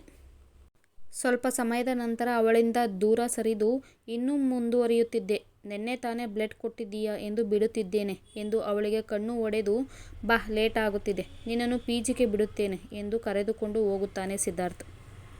ಮಾರನೇ ದಿನ ಅಂಜಲಿ ಆಫೀಸ್ನಲ್ಲಿ ರಮೇಶ್ ಬಳಿ ಬಂದು, ಅಣ್ಣ, ನನಗೆ 5 ದಿನ ರಜೆ ಬೇಕಾಗಿತ್ತು, ನೀನೇ ಸರ್ ಹತ್ತಿರ ಕೇಳಿ ಕೊಡಿಸುತ್ತೀಯಾ ಎಂದು ಕೇಳುತ್ತಾಳೆ. ಯಾಕೆ ಅಂಜಲಿ ಅಷ್ಟು ದಿನ ರಜಾ ಎಂದು ಕೇಳುತ್ತಾನೆ ರಮೇಶ್. ಅಣ್ಣ, ನನ್ನ ಅಕ್ಕನ ಮದುವೆ, ಅಂದರೆ ನನ್ನ ದೊಡ್ಡಮ್ಮನ ಮಗಳು, ಅದಕ್ಕೆ ರಜೆ ಬೇಕಾಗಿತ್ತು. ನಾನು ಮದುವೆ ಹಿಂದಿನ ದಿನ ಬರುತ್ತೇನೆ ಅಂದಿದ್ದಕ್ಕೆ ನನ್ನ ಜೊತೆ ಆಲೆ ಮುನಿಸಿಕೊಂಡಿದ್ದಾಳೆ, ಅದಕ್ಕೆ ಬೇಗ ಹೋಗಿ ಮದುವೆ ಆದ ಮೇಲೆ 2 ದಿನ ಇದ್ದು ಬರಬೇಕು ಅಂದುಕೊಂಡಿದ್ದೇನೆ. ಅದಲ್ಲದೆ ಊರಿಗೆ ಹೋಗಿ ತುಂಬ ದಿನವಾಯಿತು. ನಾನು ಕೇಳಿದರೆ ಸರ್ ರಜೆ ಕೊಡುವುದಿಲ್ಲ. ಅದಕ್ಕೆ ನಿನಗೆ ಹೇಳುತ್ತಿದ್ದೇನೆ ಎನ್ನುತ್ತಾಳೆ ಅಂಜಲಿ. ನೀನು ಸಿದ್ಧಾರ್ಥ್ ಸರ್ನನ್ನು ಕೇಳಿದಾ ಎಂದು ಕೇಳುತ್ತಾನೆ ರಮೇಶ್. ಇಲ್ಲ ಎಂದು ತಲೆ ಆಡಿಸುತ್ತಾಳೆ ಅಂಜಲಿ. ಮೊದಲು ಬಾಸ್ ಹತ್ರ ಮಾತನಾಡು. ಅವರು ನಿನಗೆ ರಜೆ ಕೊಡಲಿಲ್ಲ ಎಂದರೆ ನಾನು ಹೋಗಿ ಮಾತನಾಡುತ್ತೇನೆ ಎನ್ನುತ್ತಾನೆ ರಮೇಶ್. ಆಯಿತು ಅಣ್ಣ ಎಂದು ಅಂಜಲಿ ಸಿದ್ಧಾರ್ಥ್ ಕ್ಯಾಬಿನ್ಗೆ ಹೋಗುತ್ತಾಳೆ. ಅಂಜಲಿ ಸಿದ್ಧಾರ್ಥ್ನನ್ನು ನೋಡಿ, ಗಣೇಶ, ಇವರಿಗೆ ನನಗೆ ರಜೆ ಕೊಡುವ ಬುದ್ಧಿ ಕೊಡಪ್ಪ ಎಂದು ಬೇಡಿಕೊಳ್ಳುತ್ತಾ ನಿಂತಿರುತ್ತಾಳೆ. ಸಿದ್ಧಾರ್ಥ್ ಅವಳು ಮಾತು ಶುರು ಮಾಡದೆ ಸುಮ್ಮನೆ ನಿಂತಿರುವುದನ್ನು ನೋಡಿ, ನಿನಗೆ ನಿಂತಲ್ಲೇ ಕನಸು ಕಾಣುವ ಕಾಯಿಲೆ ಇದೆಯಾ? ಸುಮ್ಮನೆ ನಿಂತಿದ್ದೀಯಲ್ಲ, ಏನು ಹೇಳು ಎನ್ನುತ್ತಾನೆ. ಸರ್, ನನಗೆ 5 ದಿನ ರಜೆ ಬೇಕಾಗಿತ್ತು ಎನ್ನುತ್ತಾಳೆ ಅಂಜಲಿ. ಸಿದ್ಧಾರ್ಥ್ ಅವಳನ್ನು ನೋಡಿ ಯಾಕೆ ಎಂದು ಉಬ್ಬು ಹಾರಿಸು ಕೇಳುತ್ತಾನೆ. ಅದು ಅಕ್ಕನ ಮದುವೆ ಇತ್ತು ಸರ್. ಅದು ಅಲ್ಲದೆ ಊರಿಗೆ ಹೋಗಿ ತುಂಬ ದಿನವಾಯಿತು ಎನ್ನುತ್ತಾಳೆ ಅಂಜಲಿ. ಸಿದ್ಧಾರ್ಥ್ 2 ನಿಮಿಷ ಸುಮ್ಮನಿದ್ದು, ಆಯಿತು, ನಿನಗೆ ರಜೆ ಕೊಡುತ್ತೇನೆ. ನೀನು ಮದುವೆಗೆ ಹೋಗಿ ಮುಗಿಸಿಕೊಂಡು ಬಾ ಎನ್ನುತ್ತಾನೆ. ಸಿದ್ಧಾರ್ಥ್ ರಜೆ ಕೊಡ್ತೀನಿ ಅಂದಿದ್ದಕ್ಕೆ ಅಂಜಲಿಗೆ ಆಶ್ಚರ್ಯವಾಗುತ್ತದೆ. ಸರ್, ಹುಷಾರಾಗಿದ್ದೀರಿ ತಾನೆ ಎನ್ನುತ್ತಾಳೆ. ಈಡಿಯಟ್, ರಜೆ ಕೇಳಿದ್ದಕ್ಕೆ ಕೊಟ್ಟಿದ್ದೀನಿ, ಹೋಗು. ಇನ್ನೂ ಇಲ್ಲೇ ನಿಂತು ನನ್ನ ತಲೆ ತಿಂದರೆ ರಜೆ ಕ್ಯಾನ್ಸಲ್ ಮಾಡ್ತೀನಿ ಎಂದು ಗದರುತ್ತಾನೆ ಸಿದ್ಧಾರ್ಥ್. ಅಂಜಲಿಗೆ ಸಿದ್ಧಾರ್ಥ್ ಮಾತಿಗೆ ಅನುಮಾನ ಬಂದರೂ ಕೊಟ್ಟಿರುವ ರಜೆ ಕ್ಯಾನ್ಸಲ್ ಮಾಡಿಬಿಟ್ಟರೆ ಎಂದು ಥ್ಯಾಂಕ್ಸ್ ಹೇಳಿ ಹೊರ ಹೋಗುತ್ತಾಳೆ. ಅವಳು ಹೋದ ದಿಕ್ಕನ್ನೇ ನೋಡುತ್ತಿದ್ದ ಸಿದ್ಧಾರ್ಥ್ ಸಾರಿ ಅಂಜಲಿ ಎನ್ನುತ್ತಾನೆ. ತನ್ನ ಕ್ಯಾಬಿನ್ಗೆ ಬಂದ ಅಂಜಲಿ 1 ದಿನ ರಜಾ ಹಾಕಿದರೂ ಬೈಯುತ್ತಿದ್ದ ಸರ್ 5 ದಿನ ರಜಾ ಕೇಳಿದ್ರು ಕೊಟ್ಟು ಬಿಟ್ರಲ್ಲ ಎಂದು ಯೋಚನೆ ಮಾಡುತ್ತಿರುವಾಗ ರಮೇಶ್ ಅಂಜಲಿಯ ಬಳಿ ಬಂದು, ಬಾಸ್ ನಿನಗೆ ರಜೆ ಕೊಟ್ಟರಾ ಎಂದು ಕೇಳುತ್ತಾನೆ. ಹೌದು ಅಣ್ಣ, ಕೊಟ್ಟರು. ಅದೇ ನನಗೆ ಆಶ್ಚರ್ಯ. ಎಲ್ಲಿ ಬೈಯುತ್ತಾರೆ, ರಜಾ ಕೊಡುವುದಿಲ್ಲ ಅಂದುಕೊಂಡಿದ್ದೆ. ಒಂದೇ ಮಾತಿಗೆ ಒಪ್ಪಿಕೊಂಡರು. ಅದೇ ನನಗೆ ಯೋಚನೆ ಎನ್ನುತ್ತಾಳೆ ಅಂಜಲಿ. ಅದರ ಬಗ್ಗೆ ನಿನಗೇಕೆ ಯೋಚನೆ? ನಿನಗೆ ಅವರು ರಜಾ ಕೊಟ್ಟಿರುವುದೇ ಹೆಚ್ಚು. ಸುಮ್ಮನೆ ಊರಿಗೆ ಹೋಗಿ ಮದುವೆ ಎಂಜಾಯ್ ಮಾಡಿಕೊಂಡು ಬಾ ಎನ್ನುತ್ತಾನೆ ರಮೇಶ್. ನೀನು ಹೇಳುತ್ತಿರುವುದು ಸರಿ ಅಣ್ಣ. ಅವರಿಗೆ ತಲೆ ಕೆಟ್ಟರೆ ಕೊಟ್ಟಿರುವ ರಜಾವನ್ನು ಕ್ಯಾನ್ಸಲ್ ಮಾಡಿಬಿಡುತ್ತಾರೆ. ಸರಿ ಅಣ್ಣ, ನನಗೆ ಸ್ವಲ್ಪ ಕೆಲಸವಿದೆ, ಮುಗಿಸಿ ಶಾಪಿಂಗ್ಗೆ ಹೋಗುತ್ತೇನೆ. ಊರಿಗೆ ಸ್ವಲ್ಪ ಶಾಪಿಂಗ್ ಮಾಡಿಕೊಳ್ಳಬೇಕಾಗಿತ್ತು ಎಂದು ಕೆಲಸ ಮುಗಿಸಿ ಹೋಗುತ್ತಾಳೆ. ಅಂಜಲಿ ತನ್ನ ಅಪ್ಪ, ಅಮ್ಮ ಮತ್ತು ಅಕ್ಕನಿಗೆ ಗಿಫ್ಟ್ ಪ್ಯಾಕ್ ಮಾಡಿಸಿಕೊಂಡು ತನಗೂ ಕೂಡ ಮದುವೆಗೆ ಶಾಪಿಂಗ್ ಮಾಡಿಕೊಂಡು ರಾತ್ರಿ 8ಕ್ಕೆ ಪಿಜಿಗೆ ಬರುತ್ತಾಳೆ. ಅಲ್ಲೇ ಇದ್ದ ರೂಪಾ, ಮೇಡಮ್ ಯಾಕಿಷ್ಟು ಲೇಟು? ನಿಮ್ಮ ಹುಡುಗ ನನಗೆ 2 ಸಲ ಕಾಲ್ ಮಾಡಿದ್ರು, ನೀನು ಫೋನ್ ಪಿಕ್ ಮಾಡ್ತಿಲ್ವಂತೆ. ಅವಳು ಇನ್ನೂ ಪಿಜಿಗೆ ಬಂದಿಲ್ವಾ ಅಂತ ಕೇಳ್ತಿದ್ರು. ಎಲ್ಲಿ ಹೋಗಿತ್ತು ನಿಮ್ಮ ಸವಾರಿ ಎಂದು ಕೇಳುತ್ತಾಳೆ ರೂಪಾ. ಅಂಜಲಿಗೆ ಈಗ ನೆನಪಾಗುತ್ತದೆ ತನ್ನ ಫೋನ್ ಸೈಲೆಂಟ್ ಮೂಡ್ನಲ್ಲಿರುವುದು. ಫೋನ್ ತೆಗೆದು ನೋಡಿದರೆ ಬರೋಬ್ಬರಿ 35 ಮಿಸ್ ಕಾಲ್ಗಳು. ಅಯ್ಯೋ ದೇವರೇ, ಯಾಕಿಷ್ಟು ಸಲ ಕಾಲ್ ಮಾಡಿದ್ದಾರೆ ಎಂದು ಯೋಚಿಸುತ್ತಿರುವಾಗಲೇ ಸಿದ್ಧಾರ್ಥ್ನಿಂದ ಮತ್ತೆ ಕಾಲ್ ಬರುತ್ತದೆ. ಭಯದಿಂದಲೇ ರಿಸೀವ್ ಮಾಡುತ್ತಾಳೆ ಅಂಜಲಿ. 2 ನಿಮಿಷದಲ್ಲೇ ನೀನು ನನ್ನ ಕಾರ್ನಲ್ಲಿ ಇರಬೇಕು ಎಂದು ಹೇಳಿ ಕಾಲ್ ಕಟ್ ಮಾಡುತ್ತಾನೆ ಸಿದ್ಧಾರ್ಥ್. ಅಂಜಲಿ ಗಾಬರಿಯಿಂದ ಎದ್ದು ಕಿಟಕಿಯಿಂದ ಹೊರಗೆ ನೋಡುತ್ತಾಳೆ. ಅಯ್ಯೋ ಗಣೇಶ, ಇವರು ನನ್ನನ್ನು ಬೈಯಲು ಇಲ್ಲಿಗೆ ಬಂದಿದ್ದಾರೆ ಎಂದು ಓಡುವ ನಡಿಗೆಯಲ್ಲಿಯೇ ಹೋಗಿ ಅವನ ಕಾರನ್ನು ಹತ್ತಿ ಕುಳಿತುಕೊಳ್ಳುತ್ತಾಳೆ. ಸಿದ್ಧಾರ್ಥ್ ಏನು ಮಾತನಾಡದೆ ಅವಳನ್ನು ತಿರುಗೂ ಕೂಡ ನೋಡದೆ ಕಾರ್ನನ್ನು ಸ್ಟಾರ್ಟ್ ಮಾಡುತ್ತಾನೆ. ಅಂಜಲಿ ಕಳ್ಳ ಬೆಕ್ಕಿನ ಹಾಗೆ ವಾರೆಗಣ್ಣಿನಲ್ಲಿಯೇ ಅವನನ್ನು 2-3 ಬಾರಿ ನೋಡುತ್ತಾಳೆ. ಸಿದ್ಧಾರ್ಥ್ ಏನು ಮಾತನಾಡದೆ ಅವನ ಪಾಡಿಗೆ ಅವನು ಕಾರು ಓಡಿಸುತ್ತಿರುತ್ತಾನೆ. ಅವನ ಗಡುಸು ಮುಖ ನೋಡಿದರೆ ಗೊತ್ತಾಗುತ್ತದೆ ಅವನಿಗೆ ಕೋಪ ಬಂದಿದೆ ಎಂದು. ಅಂಜಲಿ ಕೂಡ ಏನು ಮಾತನಾಡದೆ ಸುಮ್ಮನಾಗುತ್ತಾಳೆ. ಅಂಜಲಿಗೆ ಆಯಾಸವಾಗಿದ್ದರಿಂದಲೋ ಕಾರಿನ ಎಸಿ ಗಾಳಿಗೋ ನಿದ್ದೆ ಬಂದು ಬಿಟ್ಟಿರುತ್ತದೆ. ಆರಾಮಾಗಿ ಸೀಟಿಗೆ ಹೊರಗೆ ಮಲಗಿಬಿಟ್ಟಳು. ಆ ದಿನ ಸಂಜೆಯಿಂದ ಫೋನ್ ಮಾಡಿ ಮಾಡಿ ಸಾಕಾದವನು ಅವಳು ಇನ್ನೂ ಪಿಜಿಗೆ ಬಂದಿಲ್ಲ ಎಂದು ಗೊತ್ತಾದ ತಕ್ಷಣ ಅವಳು ಹೋಗುತ್ತಿದ್ದ ಜಾಗವೆಲ್ಲವನ್ನು ಹುಡುಕಿ ಸಾಕಾಗಿ ರೂಪಾ ಅಂಜಲಿ ಬಂದಿರುವ ವಿಷಯ ತಿಳಿಸಿದ ನಂತರ ಮತ್ತೆ ಪಿಜಿ ಹತ್ತಿರ ಬಂದಿರುತ್ತಾನೆ. ಬಂದಿರುವ ಕೋಪದಲ್ಲಿ ಅವಳಿಗೆ ಎಲ್ಲಿ ಬೈದು ಬೇಜಾರು ಮಾಡುತ್ತೇನೆ ಎಂಬ ಭಯದಿಂದ ತನ್ನ ಕೋಪವನ್ನು ತಾನೇ ಕಂಟ್ರೋಲ್ ಮಾಡಿಕೊಂಡು ಸುಮ್ಮನೆ ಗಾಡಿ ಓಡಿಸುತ್ತಿರುತ್ತಾನೆ. ಆದರೆ ಅಂಜಲಿ ತನ್ನ ಪಾಡಿಗೆ ತಾನು ಎಸಿ ಗಾಳಿಗೆ ಮುದುರಿ ಮಲಗಿರುತ್ತಾಳೆ. ಅವಳು ಏನೂ ಮಾತನಾಡುತ್ತಿಲ್ಲವಲ್ಲ ಎಂದು ತಿರುಗಿ ಅಂಜಲಿಯನ್ನು ನೋಡಿದರೆ ಅವಳು ಮಲಗಿರುವುದನ್ನು ನೋಡಿ ಹಿಡಿದ ಕೋಪವೆಲ್ಲ ಮತ್ತೆ ಬರುತ್ತದೆ. ಅವಳು ಯಾವುದೇ ಯೋಚನೆಯಿಲ್ಲದೆ ಮಲಗಿರುವುದನ್ನು ನೋಡಿ ಇದಪ್ಪ ವರಸೆ ಎಂದರೆ, ನಾನು ಇವಳು ಇನ್ನೂ ಪಿಜಿಗೆ ಬಂದಿಲ್ಲ, ಫೋನ್ ರಿಸೀವ್ ಮಾಡ್ತಿಲ್ಲ ಎಂದು ಬೀದಿ ಬೀದಿಯಲ್ಲಿ ಇವಳನ್ನು ಹುಡುಕುತ್ತಿದ್ದರೆ ಚೆನ್ನಾಗಿ ತಿಂದುಕೊಂಡು ಬಂದು ನನ್ನ ಕಾರ್ನಲ್ಲಿ ಮಲಗಿದ್ದಾಳೆ ಎಂದು ಬೈದುಕೊಂಡು ಮಾಡ್ತೀನಿ ಇವಳಿಗೆ ಎಂದು ಕಾರ್ನನ್ನು ಓಡಿಸುತ್ತಲೇ ಅವಳ ಕೈ ತೆಗೆದುಕೊಂಡು ಅವಳ 2 ಬೆರಳುಗಳನ್ನು ಜೋರಾಗಿ ಕಚ್ಚುತ್ತಾನೆ ಸಿದ್ಧಾರ್ಥ್. ಅಂಜಲಿ ಅಮ್ಮ ಎಂದು ಹಿಂದಕ್ಕೆ ಕೈ ತೆಗೆದುಕೊಂಡು ಬೆರಳುಗಳನ್ನು ಉಜ್ಜಿಕೊಂಡು, ಸರ್ ಊಟ ಮಾಡಿಲ್ವಾ? ಕನಸಲ್ಲಿ ನನ್ನ ಬೆರಳುಗಳನ್ನು ಬಜ್ಜಿ ಎಂದು ತಿಳಿದು ತಿನ್ನುತ್ತಿದ್ದೀರಲ್ಲ ಎನ್ನುತ್ತಾಳೆ. ನಿನ್ನಜ್ಜಿ ಮಲಗಿ ಕನಸು ಕಾಣುತ್ತಿರುವವಳು ನೀನು. ನಾನು ಕೋಪದಲ್ಲಿ ಇದ್ದೀನಿ ಅಂತ ಗೊತ್ತಿದ್ದರೂ ಏನೂ ಮಾತನಾಡದೆ ಮಲಗಿ ಗೊರಕೆ ಹೊಡೆಯುತ್ತಿದ್ದೀಯಲ್ಲ, ಎಷ್ಟು ಇರಬೇಕು ನಿನಗೆ ಕೊಬ್ಬು ಎಂದು ಗದರುತ್ತಾನೆ ಸಿದ್ಧಾರ್ಥ್. ಅಯ್ಯೋ ಸರ್, ನಾನು ಕಾದೆ ನೀವೇ ಮಾತನಾಡುತ್ತೀರಾ ಎಂದು. ಸುಸ್ತಾಗಿತ್ತು, ಎಸಿ ಗಾಳಿ ಬೇರೆ, ನಿದ್ದೆ ಬಂದು ಬಿಟ್ಟಿತು, ಅದಕ್ಕೆ ಮಲಗಿಬಿಟ್ಟೆ. Sorry sir ಎನ್ನುತ್ತಾಳೆ Anjali. ಅಷ್ಟು ಸುಸ್ತು ಬರುವಷ್ಟು ಏನು ಕೆಲಸ ಮಾಡಿದ್ದೀರಾ? ಆಫೀಸಿನಿಂದಲೂ ಕೂಡ ಬೇಗ ಬಂದಿದ್ದೀರಾ ಎನ್ನುತ್ತಾನೆ ಸಿದ್ಧಾರ್ಥ್. ಅಂಜಲಿ ನಗುತ್ತಾ, ಸರ್ ನಾನು ಶಾಪಿಂಗ್ಗೆ ಹೋಗಿದ್ದೆ ಎನ್ನುತ್ತಾಳೆ. ಏನು ಶಾಪಿಂಗ್ಗೆ ಹೋಗಿದ್ದ? ಅದನ್ನು ಬೇರೆ ಹಲ್ಲು ಕಿರಿದು ಬೇರೆ ಹೇಳುತ್ತೀಯ.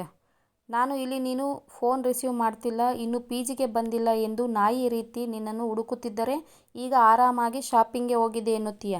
ನಿನಗೆ ಕೊಬ್ಬು ಜಾಸ್ತಿನೇ ಇದೆ ಕಣೆ ಎನ್ನುತ್ತಾನೆ ಸಿದ್ಧಾರ್ಥ್. ಸಾರಿ ಸರ್, ಆಫೀಸ್ನಲ್ಲೇ ಇದ್ದಾಗ ಫೋನ್ ಸೈಲೆಂಟ್ ಮಾಡಿದ್ದೆ, ಆನ್ ಮಾಡುವುದು ಮರೆತುಬಿಟ್ಟೆ.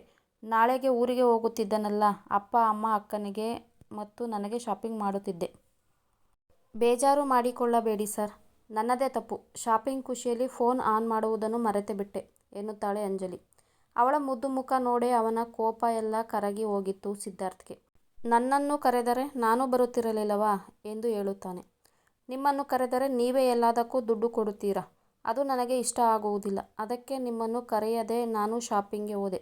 ತಪ್ಪಾಗಿ ತಿಳಿಯಬೇಡಿ ಸರ್ ಎನ್ನುತ್ತಾಳೆ ಅಂಜಲಿ. ಅವಳ ಸ್ವಾಭಿಮಾನ ನೋಡಿ ಅವನಿಗೆ ಖುಷಿಯಾಗುತ್ತದೆ. ಏನು ಶಾಪಿಂಗ್ ಜೋರಾ ಎಂದು ಕೇಳುತ್ತಾನೆ ಸಮಾಧಾನದಿಂದ. ಅಂಜಲಿ ಖುಷಿಯಿಂದ, ಹೌದು ಸರ್, ಮೊದಲ ಸಾರಿ ಮನೆಯವರಿಗೆ ಶಾಪಿಂಗ್ ಮಾಡಿದೆ.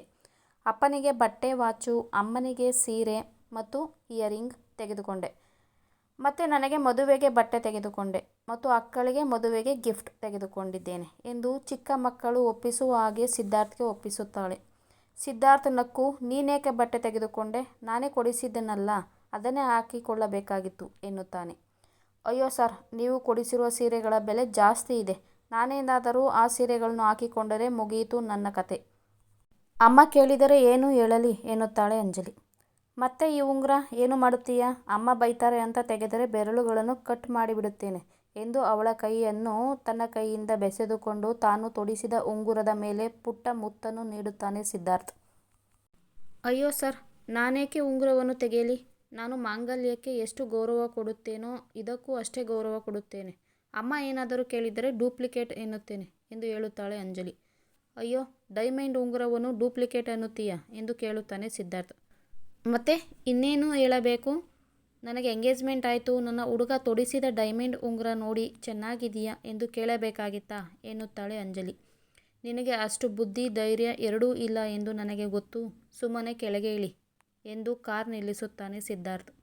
ಒಂದು ದೊಡ್ಡ ರೆಸ್ಟೋರೆಂಟ್ಗೆ ಹೋಗಿ ಇಬ್ಬರು ಊಟ ಮಾಡುತ್ತಾರೆ. ಅಂಜಲಿ, ನಾಳೆ ಎಷ್ಟು ಗಂಟೆಗೆ ಊರಿಗೆ ಹೋಗುತ್ತೀಯಾ ಎನ್ನುತ್ತಾನೆ. ಬೆಳಿಗ್ಗೆ 6ಕ್ಕೆ ಪಿಜಿ ಬಿಡುತ್ತೇನೆ ಸರ್, ಮದುವೆ ಇರುವುದು ಶುಕ್ರವಾರ, ನಾನು ಸೋಮವಾರ ಬೆಳಿಗ್ಗೆ ಬೆಂಗಳೂರಿಗೆ ಬರುತ್ತೇನೆ ಎನ್ನುತ್ತಾಳೆ ಅಂಜಲಿ. ಸರಿ, ನಾನು ಬೆಳಿಗ್ಗೆ ಬಂದು ನಿನ್ನನ್ನು ಬಸ್ ಹತ್ತಿಸುತ್ತೇನೆ ಎನ್ನುತ್ತಾನೆ ಸಿದ್ಧಾರ್ಥ್. ಅಯ್ಯೋ ಬೇಡ ಸರ್, ಪಿಜಿಯಿಂದ ಬಸ್ ಸ್ಟ್ಯಾಂಡ್ ಹತ್ತಿರ ಇದೆ, ನಾನೇ ಹೋಗುತ್ತೇನೆ. ಸದ್ಯಕ್ಕೆ ನೀವು ನನ್ನನ್ನು ಪಿಜಿ ಹತ್ತಿರ ಬಿಡಿ, ನನಗೆ ನಿದ್ದೆ ಬರುತ್ತಿದೆ, ತುಂಬ ಆಯಾಸವಾಗಿದೆ ಎಂದು ಹೇಳುತ್ತಾಳೆ ಅಂಜಲಿ. ಮತ್ತೆ ನಾನು ನಿಮ್ಮ ಫೋನ್ ರಿಸೀವ್ ಮಾಡದೆ ನಿಮಗೆ ಗಾಬರಿ ಮಾಡಿದ್ದಕ್ಕೆ ಸಾರಿ ಸರ್ ಎನ್ನುತ್ತಾಳೆ ಅಂಜಲಿ. ನಿನಗೆ ಬೈಯಬೇಕೆಂದೇ ಬಂದಿದ್ದೆ, ಪಾಪ ಊರಿಗೆ ಹೋಗುತ್ತಿದ್ದಾಳೆ ಹುಡುಗಿ, ಬೇಜಾರು ಮಾಡಬಾರದು ಎಂದು ಸುಮ್ಮನಾಗಿದ್ದೀನಿ. ಇನ್ನೊಂದು ಸಾರಿ ಫೋನ್ ರಿಸೀವ್ ಮಾಡಲಿಲ್ಲ ಅಂದರೆ ಆಗ ಇದೆ ನಿನಗೆ ಎನ್ನುತ್ತಾನೆ ಸಿದ್ಧಾರ್ಥ್. ಇಬ್ಬರು ಊಟ ಮಾಡಿ ಮತ್ತೆ ಪಿಜಿ ದಾರಿ ಹಿಡಿಯುತ್ತಾರೆ. ಅವಳನ್ನು ಪಿಜಿ ಹತ್ತಿರ ಬಿಟ್ಟು ಅವಳು ಮರೆಯಾಗುವವರೆಗೂ ನೋಡುತ್ತಾ ಸಾರಿ ಅಂಜಲಿ ಎಂದು ಹೇಳಿ ಸಿದ್ಧಾರ್ಥ್ ಅಲ್ಲಿಂದ ಹೋಗುತ್ತಾನೆ. ಸಿದ್ಧಾರ್ಥ್ ಪದೇ ಪದೇ ಯಾವ ವಿಷಯಕ್ಕೆ ಅವಳಿಗೆ ಸಾರಿ ಕೇಳುತ್ತಿದ್ದಾನೆ ಎಂಬ ವಿಚಾರವನ್ನು ಮುಂದೆ ನಿಮಗೆ ತಿಳಿಸುತ್ತೇನೆ. ಮಾರನೇ ದಿನ ಅಂಜಲಿ ತನ್ನ ಊರು ಚಿಕ್ಕಮಗಳೂರಿಗೆ ಹೋಗುತ್ತಾಳೆ. ಅವಳು ಹೋಗುವ ಮುನ್ನ ಸಿದ್ಧಾರ್ಥ್ ಅವಳಿಗೆ ಕಾಲ್ ಮಾಡಿ, ಬಸ್ನಲ್ಲಿ ನಿದ್ದೆ ಮಾಡಬೇಡ, ಬಸ್ನಲ್ಲಿ ಕಿಟಕಿ ಕ್ಲೋಸ್ ಮಾಡಿಕೊಂಡು ಕೂರು, ಹೊರಗಡೆ ಏನು ತಿನ್ನಲು ಹೋಗಬೇಡ, ನಿಮ್ಮ ಕಡೆ ಜಾಸ್ತಿ ಮಳೆ ಚಳಿ ಇರುತ್ತದೆ, ಆದಷ್ಟು ಸ್ವೆಟರ್ ಮತ್ತು ಛತ್ರಿಯನ್ನು ಜೊತೆಯಲ್ಲಿ ಇಟ್ಟುಕೊಂಡಿರು, ನೆಟ್ವರ್ಕ್ ಸಿಗುವ ಜಾಗದಲ್ಲಿ ಫೋನ್ ಇಡು, ಜಾಸ್ತಿ ಮಳೆಯಲ್ಲಿ ನೆನೆಯಬೇಡ, ಹೀಗೆ ಒಂದಿಷ್ಟು ಕಂಡೀಷನ್ಗಳನ್ನು ಹೇಳಿ ವಿಚಾರಿಸಿಕೊಂಡಿರುತ್ತಾನೆ. ಮನೆಗೆ ಬಂದ ಮಗಳನ್ನು ಅಂಜಲಿ ಅಪ್ಪ ಅಮ್ಮ ಖುಷಿಯಿಂದ ಬರಮಾಡಿಕೊಳ್ಳುತ್ತಾರೆ. ಅಮ್ಮನ ಕೈ ರುಚಿ ತಿಂದು ಎಷ್ಟೋ ದಿನಗಳಾದ್ದರಿಂದ ಅವರ ಕೈ ರುಚಿಯನ್ನು ಸಂಪೂರ್ಣವಾಗಿ ತಿಂದು ತೃಪ್ತಿಪಡುತ್ತಾಳೆ ಅಂಜಲಿ. ರಾತ್ರಿ ಊಟವಾದ ನಂತರ ಮೂವರು ಕೂತು ಮಾತನಾಡಲು ಶುರು ಮಾಡುತ್ತಾರೆ. ಅಂಜಲಿ ತನ್ನ ಅಪ್ಪ ಅಮ್ಮನಿಗೆ ತಂದಿದ್ದ ಉಡುಗೊರೆಯನ್ನು ಕೊಟ್ಟು ಸಂಭ್ರಮಿಸುತ್ತಾಳೆ. ಹೀಗೆ ಮಾತನಾಡುತ್ತಿರುವಾಗ, ಮಗಳೇ, ಅಕ್ಕ ನಿನ್ನನ್ನು ಸೊಸೆಯನ್ನಾಗಿ ಮಾಡಿಕೊಳ್ಳಲು ತುದಿಗಾಲಿನಲ್ಲಿ ನಿಂತಿದ್ದಾರೆ. ಅವರಿಗೆ ಏನು ಹೇಳುವುದು ಮಗಳೇ? ಇನ್ನು ಎಷ್ಟು ದಿನ ಅಂತ ಮುಂದೆ ಹಾಕುವುದು ಎನ್ನುತ್ತಾರೆ ಅಂಜಲಿ ಅಪ್ಪ. ಅಪ್ಪ, ನಾನು ನಿಮಗೆ ಮೊದಲೇ ಹೇಳಿದ್ದೇನೆ, ನನಗೆ ಮಾವನನ್ನು ಮದುವೆಯಾಗಲು ಇಷ್ಟವಿಲ್ಲವೆಂದು. ನೀವು ಪದೇ ಪದೇ ಅದನ್ನೇ ಮಾತನಾಡುತ್ತೀರಲ್ಲ ಎನ್ನುತ್ತಾಳೆ ಅಂಜಲಿ. ಹಾಗಲ್ಲ ಮಗಳೇ, ನೀನು ಹುಟ್ಟಿದಾಗಲೇ ನಿನ್ನನ್ನೇ ಅವರ ಮನೆ ಸೊಸೆಯಾಗಿ ಮಾಡಿಕೊಳ್ಳಬೇಕೆಂದು ನಿಮ್ಮ ಅತ್ತೆ ಆಸೆ ಪಟ್ಟಿದ್ದಾರೆ ಎನ್ನುತ್ತಾನೆ ಅಂಜಲಿ ಅಪ್ಪ. ಅಪ್ಪ, ಸದ್ಯಕ್ಕೆ ನನಗೆ ಮದುವೆಯಾಗುವ ಮನಸ್ಸಿಲ್ಲ. ನಿಮ್ಮ ಜೊತೆ ನೆಮ್ಮದಿಯಾಗಿ 5 ದಿನ ಕಳೆಯಬೇಕೆಂದು ರಜೆ ಹಾಕಿ ಬಂದಿದ್ದೇನೆ. ನೀವು ಪದೇ ಪದೇ ಮದುವೆ ವಿಚಾರ ಎತ್ತಿದರೆ ನಾನು ಮದುವೆ ಮುಗಿದ ತಕ್ಷಣ ಬೆಂಗಳೂರಿಗೆ ಹೋಗುತ್ತೇನೆ ಎಂದು ಸಪ್ಪೆ ಮುಖ ಮಾಡುತ್ತಾಳೆ ಅಂಜಲಿ. ಅವಳ ಸಪ್ಪೆ ಮುಖ ನೋಡಿದ ರಾಜೇಶ್, ಬೇಜಾರಾಗಬೇಡ ಮಗಳೇ, ನಮಗೂ ಆಸೆ ಇರುತ್ತದೆ ಅಲ್ಲವಾ? ನಾವು ಚೆನ್ನಾಗಿರುವಾಗಲೇ ನಿನ್ನನ್ನು ಒಂದು ದಡ ಸೇರಿಸಬೇಕೆಂದು. ಇನ್ನು 6 ತಿಂಗಳಿಗೆ ನಿನ್ನ ಮದುವೆ ಮಾಡಬೇಕೆಂದು ನಿರ್ಧರಿಸಿದ್ದೇನೆ. ಆಗ ನೀನು ನಿನ್ನ ಕೆಲಸ ಬಿಟ್ಟು ಮದುವೆಯಾಗಲು ಒಪ್ಪಬೇಕು. ಇಷ್ಟು ದಿನ ನೀನು ಏನೇ ಕೇಳಿದರೂ ನಾನು ಇಲ್ಲ ಅಂದಿಲ್ಲ. ನಿನ್ನ ಇಷ್ಟದ ಪ್ರಕಾರವೇ ನಡೆದುಕೊಂಡಿದ್ದೇವೆ. ಈಗ ನೀನು ನನಗೆ ಬೇಜಾರು ಮಾಡಬೇಡ ಮಗಳೇ. ಖುಷಿಯಿಂದ ಇರಬೇಕೆಂದು ಆಫೀಸಿಗೆ ರಜಾ ಹಾಕಿ ಬಂದಿದ್ದೀಯ. ಇನ್ನು ಈ ವಿಚಾರದ ಬಗ್ಗೆ ನಾನು ಮಾತನಾಡುವುದಿಲ್ಲ. ಇನ್ನು 6 ತಿಂಗಳ ನಂತರ ಈ ವಿಚಾರದ ಬಗ್ಗೆ ನಾನು ಮಾತನಾಡುತ್ತೇನೆ ಎಂದು ಹೇಳಿ ಅಲ್ಲಿಂದ ಎದ್ದು ಹೋಗುತ್ತಾರೆ ಅಂಜಲಿ ಅಪ್ಪ. ಅಂಜಲಿ ತಾಯಿ ಮುಖ ನೋಡಿ ಸಪ್ಪಗೆ ಕೂರುತ್ತಾಳೆ. ಬೇಜಾರಾಗಬೇಡ ಮಗಳೇ, ನಿಮ್ಮ ಅತ್ತೆಯ ಒತ್ತಾಯ ಜಾಸ್ತಿಯಾಗಿದೆ. ಅದಕ್ಕೆ ನಿನಗೆ ಈ ರೀತಿ ನಿಮ್ಮಪ್ಪ ಹೇಳಿದ್ದು. ನಿಮ್ಮ ಅಪ್ಪನಿಗೆ ಹೇಗೆ ಗೊತ್ತಾಗಬೇಕು? ಅವರ ಅಕ್ಕ ಅವರ ಆಸ್ತಿಯ ಆಸೆಗೆ ನಿನ್ನನ್ನು ಸೊಸೆಯಾಗಿ ಮಾಡಿಕೊಳ್ಳುತ್ತಿದ್ದಾರೆ ಎಂದು. ಮಗಳೇ, ನೀನೇಕೆ ನಿನ್ನ ಮಾವ ಬದ್ರಿಯ ಜೊತೆ ಮಾತನಾಡಬಾರದು ಎನ್ನುತ್ತಾರೆ ಅಂಜಲಿ ತಾಯಿ. ಸರಿ ಅಮ್ಮ, ನಾನು ಮಾವನ ಜೊತೆ ಮಾತನಾಡುತ್ತೇನೆ. ನನಗೆ ಈ ಮದುವೆ ಇಷ್ಟವಿಲ್ಲ ಎಂದು ಡೈರೆಕ್ಟಾಗಿ ಹೇಳುತ್ತೇನೆ. ಅವನೇ ಅವರ ಮನನ್ನು ಸುಮ್ಮನಾಗಿಸುತ್ತಾನೆ ಎನ್ನುತ್ತಾಳೆ ಅಂಜಲಿ. ಇತ್ತ ಸಿದ್ಧಾರ್ಥ್ ಮನೆಯಲ್ಲೂ ಕೂಡ ಸಿದ್ಧಾರ್ಥ್ ಮತ್ತು ಚಂಚಲಾಳ ನಿಶ್ಚಿತಾರ್ಥದ ಬಗ್ಗೆ ಮಾತುಕತೆ ನಡೆಯುತ್ತಿರುತ್ತದೆ. ಸಿದ್ಧಾರ್ಥ್ ಭಾನುವಾರದಂದು ನಿಶ್ಚಿತಾರ್ಥವನ್ನು ಇಟ್ಟುಕೊಳ್ಳೋಣ ಎಂದು ತಿಳಿಸುತ್ತಾನೆ. ಅತ್ತೆ ಗಿರಿಜಾವರ ಖುಷಿಗೆ ಪರವೇ ಇಲ್ಲ. ಅಲ್ಲೇ ಇದ್ದ ಮೋಹನ್ ರವರಿಗೆ ಮಗನ ವರ್ತನೆಯ ಮೇಲೆ ಅನುಮಾನ ಬರುತ್ತದೆ. ಅವನೇ ಮುಂದಾಗಿ ಬಂದು ನಿಶ್ಚಿತಾರ್ಥದ ಬಗ್ಗೆ ಮಾತನಾಡಿದ್ದಕ್ಕೆ ಅನುಮಾನ ಪಡುತ್ತಾರೆ. ಆದರೆ ತಂಗಿಯ ಎದುರು ಏನೂ ಮಾತನಾಡಲಾಗಲಿಲ್ಲ. ಸಿದ್ಧಾರ್ಥ್ ನಿಶ್ಚಿತಾರ್ಥವನ್ನು ಸಿಂಪಲ್ ಆಗಿ ನಡೆಸುವುದಾಗಿ ತಿಳಿಸುತ್ತಾನೆ. ಚಂಚಲಾಗೆ ನಿಶ್ಚಿತಾರ್ಥದ ಮಾತು ಹಿಡಿಸಲಿಲ್ಲ. ವಿಧಿ ಇಲ್ಲದೆ ತಲೆ ಆಡಿಸುತ್ತಾಳೆ ಅಷ್ಟೆ. ಈ ಸಿದ್ಧಾರ್ಥ್ ಮತ್ತು ಚಂಚಲ ಮನಸ್ಸಿನಲ್ಲಿ ಏನು ನಡೆಯುತ್ತಿದೆ ಎಂದು ಮುಂದೆ ತಿಳಿಸುತ್ತೇನೆ. ರಾತ್ರಿ ಊಟದ ನಂತರ ಸಿದ್ಧಾರ್ಥ್ ಅಂಜಲಿಗೆ ಕಾಲ್ ಮಾಡಿ ಒಂದಷ್ಟು ಹರಟೆ ಹೊಡೆದು ಕೊನೆಯದಾಗಿ ಸಾರಿ ಅಂಜಲಿ ಎಂದು ಕೇಳುತ್ತಾನೆ. ಅಂಜಲಿ, ಸರ್, ಯಾಕೆ ಸುಮ್ಮನೆ ಸಾರಿ ಕೇಳುತ್ತೀರಾ ಎನ್ನುತ್ತಾಳೆ. ಮುಂದೆ ಹೇಳುತ್ತೇನೆ ಅಂಜಲಿ ಎನ್ನುತ್ತಾನೆ ಸಿದ್ಧಾರ್ಥ್. ಆಯಿತು ಸರ್ ಎಂದು ಸುಮ್ಮನಾಗುತ್ತಾಳೆ ಅಂಜಲಿ. ಈ ಹುಡುಗಿಗೆ ಕ್ಯೂರಿಯಾಸಿಟಿ ಅನ್ನೋದೇ ಇಲ್ಲ. ನಾನು ಹೇಳೋದಿಲ್ಲ ಅಂದಾಗ ಹಠ ಮಾಡಿ ಕೇಳಬೇಕು ಅಂತ ಅನಿಸೋದಿಲ್ಲವೇ ಎಂದು ಗೊಣಗಿಕೊಂಡು ಅವಳಿಗೆ ಫೋನಿನಲ್ಲಿಯೇ ಸಿಹಿಯಾದ ಮುತ್ತನ್ನು ಕೊಟ್ಟು ಕಾಲ್ ಕಟ್ ಮಾಡುತ್ತಾ ಮಲಗುತ್ತಾನೆ. ಆದರೆ ಚಂಚಲಾಗೆ ಎಂಗೇಜ್ಮೆಂಟ್ ವಿಚಾರ ತಲೆ ಬಿಸಿ ಮಾಡುತ್ತದೆ. ಅದೇ ತಲೆ ಬಿಸಿಯಲ್ಲಿ ಮಾರನೇ ದಿನ ಆಫೀಸ್ಗೆ ಬಂದಿರುತ್ತಾಳೆ ಚಂಚಲ. ಕೆಲಸದ ಕಡೆ ಸರಿಯಾಗಿ ಗಮನ ಕೊಡಲಾಗದೆ ಕಷ್ಟಪಟ್ಟು ಕೆಲಸ ಮಾಡುತ್ತಿರುತ್ತಾಳೆ. ಅವಳ ಒದ್ದಾಟವನ್ನು ರಮೇಶ್ ಕೂಡ ನೋಡಿರುತ್ತಾನೆ.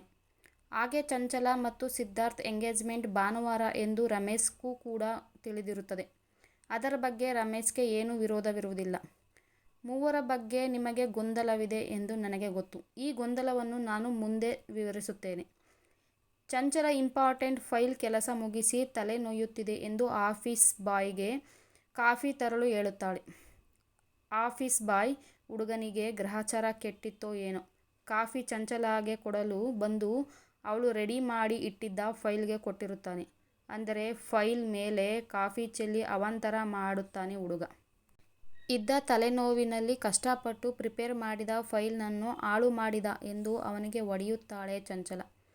ಅಂಜಲಿ ಹೊಡೆತಕ್ಕೆ ಆ ಹುಡುಗ ಅಮ್ಮ ಎಂದು ಕೂಗುತ್ತಾನೆ. ಅಲ್ಲೇ ಇದ್ದು ಎಲ್ಲವನ್ನೂ ನೋಡಿದ ರಮೇಶ್ ಚಂಚಲ ವರ್ತನೆ ಇಷ್ಟವಾಗದೆ ಚಿಕ್ಕ ವಿಷಯಕ್ಕೆ ಆ ಅನಾಥ ಹುಡುಗನಿಗೆ ಹೊಡೆದಳು ಎಂದು ರಮೇಶ್ ಚಂಚಲ ಕೆನ್ನೆಗೆ ಬಾರಿಸುತ್ತಾನೆ. ಚಂಚಲ ರಮೇಶ್ನನ್ನು ದುರುಗುಟ್ಟಿ ನೋಡುತ್ತಾ, ಏಯ್, ನನಗೇಕೆ ಹೊಡೆದಿದ್ದು ಎಂದು ಕೇಳುತ್ತಾಳೆ ಚಂಚಲ. ನೀನೇಕೆ ಆ ಚಿಕ್ಕ ಹುಡುಗನಿಗೆ ಹೊಡೆದಿದ್ದು ಎಂದು ಕೇಳುತ್ತಾನೆ ರಮೇಶ್. ಅವನು ನಾನು ಕಷ್ಟಪಟ್ಟು ಪ್ರಿಪೇರ್ ಮಾಡಿದ್ದ ಫೈಲ್ನನ್ನು ಹಾಳು ಮಾಡಿದ, ಅದಕ್ಕೆ ಹೊಡೆದೆ ಎನ್ನುತ್ತಾಳೆ ಚಂಚಲ. ಅಷ್ಟರಲ್ಲಿ ಆಫೀಸ್ ಸ್ಟಾಫ್ಗಳೆಲ್ಲ ಅವರನ್ನು ನೋಡುತ್ತಿರುತ್ತಾರೆ. ಅಷ್ಟು ಚಿಕ್ಕ ವಿಷಯಕ್ಕೆ ಆ ಹುಡುಗನಿಗೆ ಹೊಡೆಯುತ್ತಾರಾ? ಮೊದಲು ಈ ದುರಹಂಕಾರವನ್ನು ಬಿಟ್ಟು ಅವನಿಗೆ ಸಾರಿ ಕೇಳು ಎನ್ನುತ್ತಾನೆ ರಮೇಶ್. ವಾಟ್? ನಾನೇಕೆ ಸಾರಿ ಕೇಳಬೇಕು? ತಪ್ಪು ಮಾಡಿರುವುದು ಅವನು. ಅಷ್ಟಕ್ಕೂ ಅದು ನನ್ನ ಮತ್ತು ಅವನ ಮಧ್ಯೆ ನಡೆಯುತ್ತಿರುವ ವಿಚಾರ.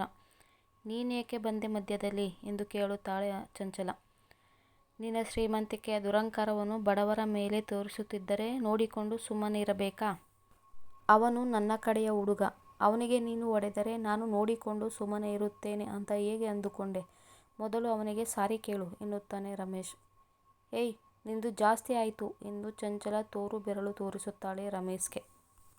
ಬೆರಳು ತೋರಿಸಿ ಮಾತನಾಡಿದರೆ ಆ ಬೆರಳನ್ನು ಇಲ್ಲದ ಹಾಗೆ ಮಾಡುತ್ತೇನೆ, ಹುಷಾರ್ ಎಂದು ಅವನು ಬೆರಳು ತೋರಿಸುತ್ತಾನೆ. ಯು ಈಡಿಯಟ್, ನನಗೆ ಹೊಡೆದುದಲ್ಲದೆ ನನ್ನ ಬೆರಳನ್ನು ಕೂಡ ಇಲ್ಲದ ಹಾಗೆ ಮಾಡುತ್ತೀಯಾ? ನೋಡ್ತೀನಿ ಕಣೋ. ಎಲ್ಲರ ಮುಂದೆ ನನಗೆ ಹೊಡೆದು ಅವಮಾನ ಮಾಡಿದ್ದೀಯಾ, ಅದಕ್ಕೆ ತಕ್ಕನಾದ ಉತ್ತರ ಕೊಡುತ್ತೇನೆ ಎಂದು ತನ್ನ ಬ್ಯಾಗ್ ತೆಗೆದುಕೊಂಡು ಹೊರಗೆ ಹೋಗುತ್ತಾಳೆ ಚಂಚಲ. ರಮೇಶ್ ಅವಳು ಹೋಗುವುದನ್ನೇ ನೋಡುತ್ತಾ ನಿಟ್ಟುಸಿರು ಬಿಟ್ಟು, ಆಫೀಸ್ ಬಾಯ್ ಹುಡುಗನ ಹತ್ತಿರ ಬಂದು, ಸರಿಯಾಗಿ ನೋಡಿಕೊಂಡು ಕೆಲಸ ಮಾಡುವುದಕ್ಕೆ ಆಗುವುದಿಲ್ಲವಾ? ಸರಿ, ಇದೆಲ್ಲವನ್ನೂ ಕ್ಲೀನ್ ಮಾಡು ಎಂದು ಹೇಳಿ ಅಲ್ಲಿಂದ ಹೊರಡುತ್ತಾನೆ ರಮೇಶ್. ಮತ್ತೆ ರಮೇಶ್ ಸಿದ್ಧಾರ್ಥ್ ಕ್ಯಾಬಿನ್ಗೆ ಬಂದು ಸಿದ್ಧಾರ್ಥ್ ಹತ್ತಿರ ನಡೆದ ವಿಚಾರವೆಲ್ಲವನ್ನು ಹೇಳಿ ಸಾರಿ ಕೇಳುತ್ತಾನೆ. ನೀವೇಕೆ ಸಾರಿ ಕೇಳುತ್ತೀರಾ ರಮೇಶ್? ನಾನು CCTVಯಲ್ಲಿ ಎಲ್ಲವನ್ನೂ ನೋಡಿದ್ದೆ. ಇದರಲ್ಲಿ ನಿನ್ನದೇನೂ ತಪ್ಪಿಲ್ಲ. ನನ್ನ ಹಾಗೆ ಅವಳಿಗೂ ಕೂಡ ಸ್ವಲ್ಪ ದುಡುಕು ಬುದ್ಧಿ, ಕೋಪ ಜಾಸ್ತಿ. ನಾನು ಇದೇ ತಪ್ಪನ್ನು ತಾನೇ ನಿನ್ನ ತಂಗಿಗೆ ಮಾಡಿದ್ದು. ಆದರೆ ನಿನ್ನ ತಂಗಿ ಪಾಪದವಳು. ಏನೂ ಗಲಾಟೆ ಮಾಡದೆ ಹೊಡೆದ ಏಟಿಗೆ ಪ್ರಜ್ಞೆ ತಪ್ಪಿ ಬಿದ್ದಿದ್ದಳು. ಆದರೆ ಚಂಚಲ ಹಾಗಲ್ಲ. ನೀನು ಹೊಡೆದೆ ಅಂತ ಕೋಪದಲ್ಲಿ ಏನೋ ಒಂದು ಅವಾಂತರ ಮಾಡುತ್ತಾಳೆ. ಅವಳು ಮನೆಗೆ ಬಂದಾಗ ಅವಳ ಜೊತೆ ಮಾತನಾಡುತ್ತೇನೆ. ನಿನಗೆ ಅವಳೇನಾದರೂ ಕೋಪದಲ್ಲಿ ಹರ್ಟ್ ಮಾಡಿದರೆ ಬೇಜಾರು ಮಾಡಿಕೊಳ್ಳಬೇಡ ಎನ್ನುತ್ತಾನೆ. ರಮೇಶ್ ಆಯಿತು ಎಂದು ಕ್ಯಾಬಿನ್ನಿಂದ ಹೊರಗೆ ಬರುತ್ತಾ, ತಾನು ಅವಳಿಗೆ ಕೈ ಮಾಡಿದ್ದು ತಪ್ಪು ಅನಿಸುತ್ತದೆ.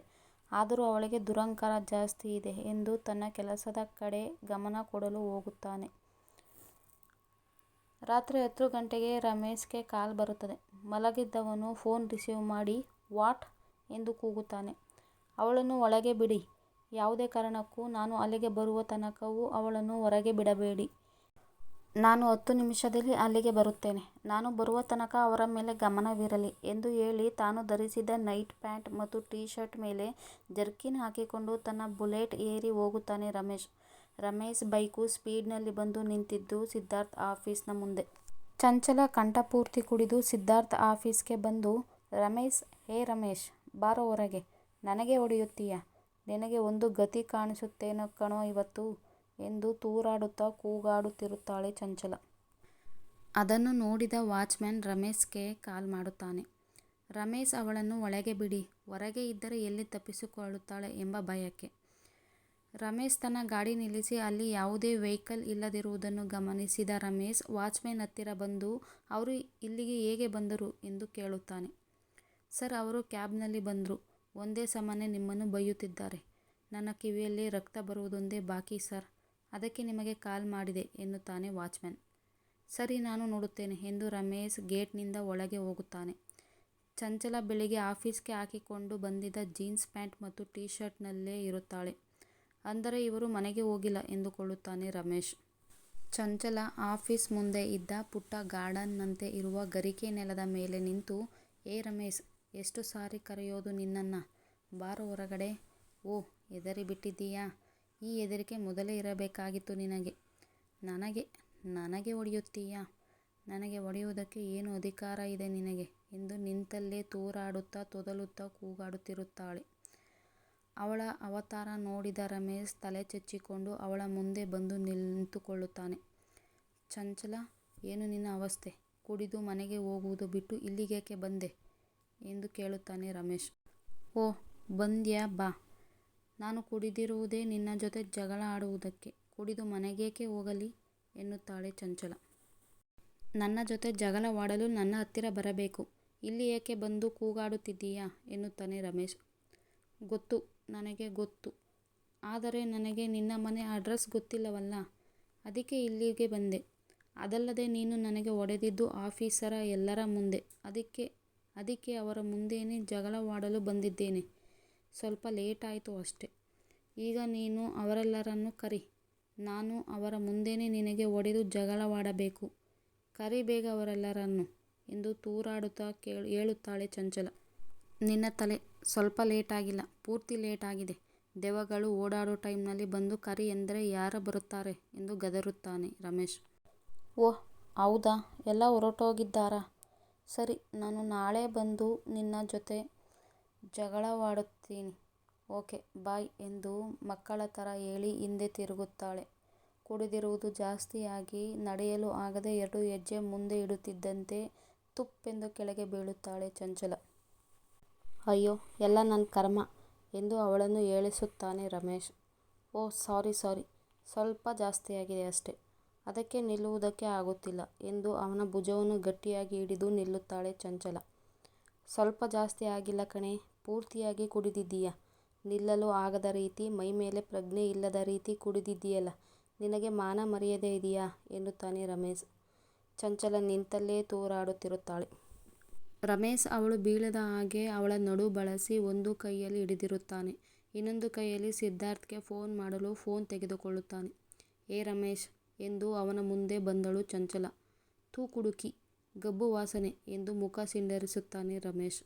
ಅಯ್ಯೋ ಬೆಪ್ಪ, ಕುಡಿದರೆ ಸ್ಮೆಲ್ ಬರದೆ ಇನ್ನೇನು ಗಮ್ಮನ್ನುತ್ತದೆಯಾ ಎಂದು ನಗುತ್ತಾಳೆ ಚಂಚಲ. ಓ, ನೀನು ಕುಡಿಯುವುದಿಲ್ಲ ಅಲ್ಲವಾ, ಅದಕ್ಕೆ ನಿನಗೆ ಇದು ಗಬ್ಬು ವಾಸನೆ ಎನ್ನಿಸುತ್ತದೆ. ಕೆಲವರಿಗೆ ಈ ಸ್ಮೆಲ್ ಇಲ್ಲದಿದ್ದರೆ ನಿದ್ದೆನೇ ಬರೋದಿಲ್ಲ ಎನ್ನುತ್ತಾಳೆ ಚಂಚಲ. ನಾನು ಫಾರಿನ್ನಲ್ಲಿ ಇದ್ದಾಗ ಕುಡಿಯುತ್ತಿದ್ದೆ ಒಪ್ಪಿಕೊಳ್ಳುತ್ತೇನೆ, ಆದರೆ ಇಂಡಿಯಾಗೆ ಬಂದ ಮೇಲೆ ಇದೇ ಮೊದಲ ಬಾರಿ ಕುಡಿಯುತ್ತಿರುವುದು. ಯಾಕೆ ಹೇಳು? ನೀನು ನನಗೆ ಹೊಡೆದು ಬೇಜಾರು ಮಾಡಿದೆ, ಅದಕ್ಕೆ ನಾನು ಕುಡಿದು ಬಂದೆ ಎಂದು ಹೇಳುತ್ತಾಳೆ ಚಂಚಲ. ಅವಳು ತೂರಾಡುತ್ತಾ ರಮೇಶ್ ಮೇಲೆ ಬೀಳುತ್ತಿದ್ದರೆ ರಮೇಶ್ಗೆ ಮುಜುಗರವಾಗುತ್ತಿರುತ್ತದೆ. ಆಯಿತು, ನನ್ನದೇ ತಪ್ಪು, ನಾನು ನಿನಗೆ ಹೊಡೆಯಬಾರದಾಗಿತ್ತು. ಈಗ ಸರಿಯಾಗಿ ನಿಲ್ಲು, ನಾನು ಸಿದ್ಧಾರ್ಥ್ಗೆ ಕಾಲ್ ಮಾಡುತ್ತೇನೆ, ಬಂದು ಕರೆದುಕೊಂಡು ಹೋಗುತ್ತಾನೆ ಎನ್ನುತ್ತಾ ಅವಳನ್ನು ಸರಿಯಾಗಿ ನಿಲ್ಲಿಸಿ ಹಿಂದೆ ತಿರುಗಿ ಸಿದ್ಧಾರ್ಥ್ಗೆ ಕಾಲ್ ಮಾಡುತ್ತಾನೆ. ಮೊದಲ ಬಾರಿ ಸಿದ್ಧಾರ್ಥ್ ಕಾಲ್ ರಿಸೀವ್ ಮಾಡುವುದಿಲ್ಲ. ಮತ್ತೊಂದು ಸಾರಿ ಕಾಲ್ ಮಾಡುತ್ತಾ ಹಿಂದೆ ತಿರುಗಿ ಚಂಚಲಳನ್ನು ನೋಡುತ್ತಾನೆ. ಅವಳು ನಿಲ್ಲಲಾಗದೆ ಗರಿಕೆ ನೆಲದ ಮೇಲೆ ಕೂತಿರುತ್ತಾಳೆ. ಏ ರಮೇಶ್, ನನಗೆ ನಡೆಯುವುದಕ್ಕೆ ಆಗುತ್ತಿಲ್ಲ, ನನ್ನನ್ನು ಎತ್ತಿಕೊಂಡು ಹೋಗು ಎನ್ನುತ್ತಾಳೆ ಚಂಚಲ. ಏನು, ನಾನು ನಿನ್ನನ್ನು ಎತ್ತಿಕೊಂಡು ಹೋಗಬೇಕಾ ಎಂದು ಕಣ್ಣುಗಳನ್ನು ಕಿರಿದಾಗಿ ಮಾಡುತ್ತಾನೆ ರಮೇಶ್. ಹೌದು ಎಂದು ತಲೆ ಆಡಿಸುತ್ತಾ 2 ಕೈಯನ್ನು ಅವನ ಮುಂದೆ ಚಾಚುತ್ತಾಳೆ ಚಿಕ್ಕ ಮಕ್ಕಳ ಹಾಗೆ. ಎಲ್ಲ ನನ್ನ ಕರ್ಮ, ಯಾಕಾದರೂ ಇವಳಿಗೆ ಹೊಡೆದನೋ ಎಂದು ಮತ್ತೆ ಸಿದ್ಧಾರ್ಥ್ಗೆ ಕಾಲ್ ಮಾಡುತ್ತಾನೆ.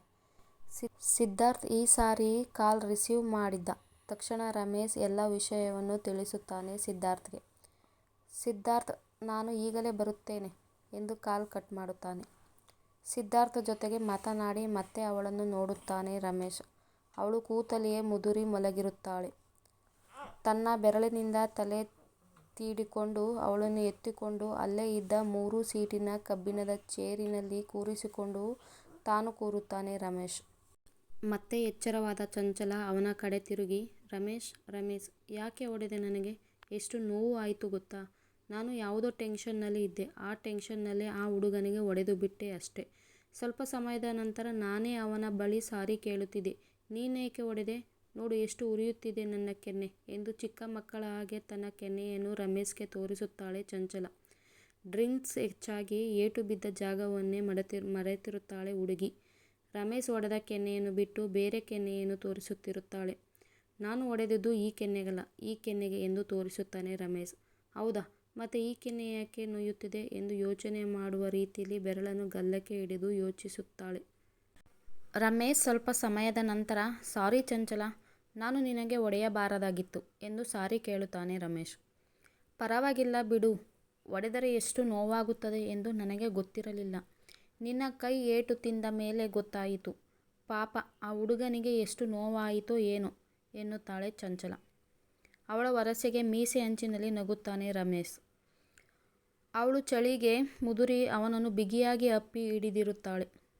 ಮತ್ತೆ ಚಂಚಲ ಏ ರಮೇಶ್ ಎಂದು ಕರೆಯುತ್ತಾಳೆ. ನಿನ್ನದು ಇನ್ನೂ ಮುಗಿದಿಲ್ಲವಾ? ಹೇಳು ಏನು? ಎಲ್ಲ ನನ್ನ ಕರ್ಮ ಎಂದು ಕೇಳುತ್ತೇನೆ ಎನ್ನುತ್ತಾನೆ ರಮೇಶ್. ನೀನು ಏಕೆ ನನ್ನನ್ನು ನೋಡಿದರೆ ಮುಖ ಸಿಂಡರಿಸುತ್ತೀಯ? ನಾನು ಮೊದಲಿನ ಹಾಗೆ ತುಂಡು ಬಟ್ಟೆ ಹಾಕುತ್ತಿಲ್ಲವಲ್ಲ. ನಾನು ಅವತ್ತು ನಿನಗೋಸ್ಕರ ಸೀರೆ ಉಟ್ಟುಕೊಂಡು ಬಂದಿದ್ದು ಗೊತ್ತಾ? ಆದರೆ ಅದು ನಿನ್ನ ಮುಂದೆನೇ ಉದುರಿ ಹೋಯಿತು ಎಂದು ನಗುತ್ತಾಳೆ ಚಂಚಲ. ಛೀ, ಮುಚ್ಚೆ ಬಾಯಿ, ಗಬ್ಬು ವಾಸನೆ, ಡ್ರಿಂಕ್ ಸ್ಮೆಲ್ ನನಗೆ ಹಿಡಿಯುವುದಿಲ್ಲ. ಅದೂ ಅಲ್ಲದೆ ಸೀರೆ ಬಿಚ್ಚೋಯ್ತು ಎಂದು ನಗುತ್ತೀಯಾ ಎಂದು ಗದರುತ್ತಾನೆ ರಮೇಶ್. ಅಯ್ಯೋ ಅಮೂಲ್ ಬೇಬಿ ಕಣೋ ನೀನು, ಎಷ್ಟು ದೊಡ್ಡವನಾಗಿದ್ದೀಯ, ಇನ್ನೂ ಹಾಲು ಕುಡ್ಕೊಂಡೇ ಇದ್ದೀಯಾ, ಡ್ರಿಂಕ್ಸ್ನ ಗಬ್ಬು ಅಂತೀಯಲ್ಲ, ಎಷ್ಟೋ ಜನರಿಗೆ ಈ ಸ್ಮೆಲ್ ಇಲ್ಲದೆ ನಿದಿರೇನೇ ಬರಲ್ಲ ಗೊತ್ತಾ ಎಂದು ಮತ್ತೆ ನಗುತ್ತಾಳೆ ಚಂಚಲ. ಇನ್ನೊಂದು ಸಾರಿ ಕುಡಿದು ಆಫೀಸ್ ಮುಂದೆ ಗಲಾಟೆ ಮಾಡಿದರೆ ಹಲ್ಲು ಉದುರುವ ಹಾಗೆ ಇನ್ನೊಂದು 4 ಹೊಡೆಯುತ್ತೇನೆ ಎಂದು ಮತ್ತೆ ಗದರುತ್ತಾನೆ ರಮೇಶ್. ಹೌದಾ ಸರಿ, ಇನ್ಮೇಲಿಂದ ಆಫೀಸ್ ಹತ್ರ ಬರಲ್ಲ, ನಿನ್ನ ಮನೆಯ ಅಡ್ರೆಸ್ ಕೊಡು, ಅಲ್ಲಿಗೆ ಬರುತ್ತೇನೆ ಎನ್ನುತ್ತಾಳೆ ಚಂಚಲ.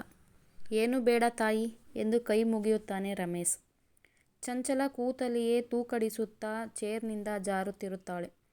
ಅವಳ ಟಾಪ್ ಮೇಲೆ ಹೋಗಿ ಅವಳ ನಡು ಕಾಣಿಸುತ್ತಿರುತ್ತದೆ. ರಮೇಶ್ ಅವಳಿಗೆ ತನ್ನ ಜಾಕೆಟನ್ನು ತೊಡಿಸಿ ಅವಳು ಬೀಳದ ಹಾಗೆ ಅವಳನ್ನು ಗಟ್ಟಿಯಾಗಿ ಹಿಡಿದುಕೊಂಡಿರುತ್ತಾನೆ. ಅವಳ ವರಸೆಗೆ ಒಳಗೊಳಗೆ ನಗುತ್ತಿದ್ದರೂ ಅದು ಅವಳಿಗೆ ಕಾಣದ ಹಾಗೆ ಗಂಭೀರವಾಗಿ ಮುಖ ಮಾಡಿಕೊಂಡಿರುತ್ತಾನೆ ರಮೇಶ್. ಮತ್ತೆ ಎಚ್ಚರವಾದ ಚಂಚಲ, ಏ ರಮೇಶ್, ಬಂದ ಕೆಲಸವನ್ನೇ ಮರೆತು ಬಿಟ್ಟೆ ಕಣೋ ಎನ್ನುತ್ತಾಳೆ.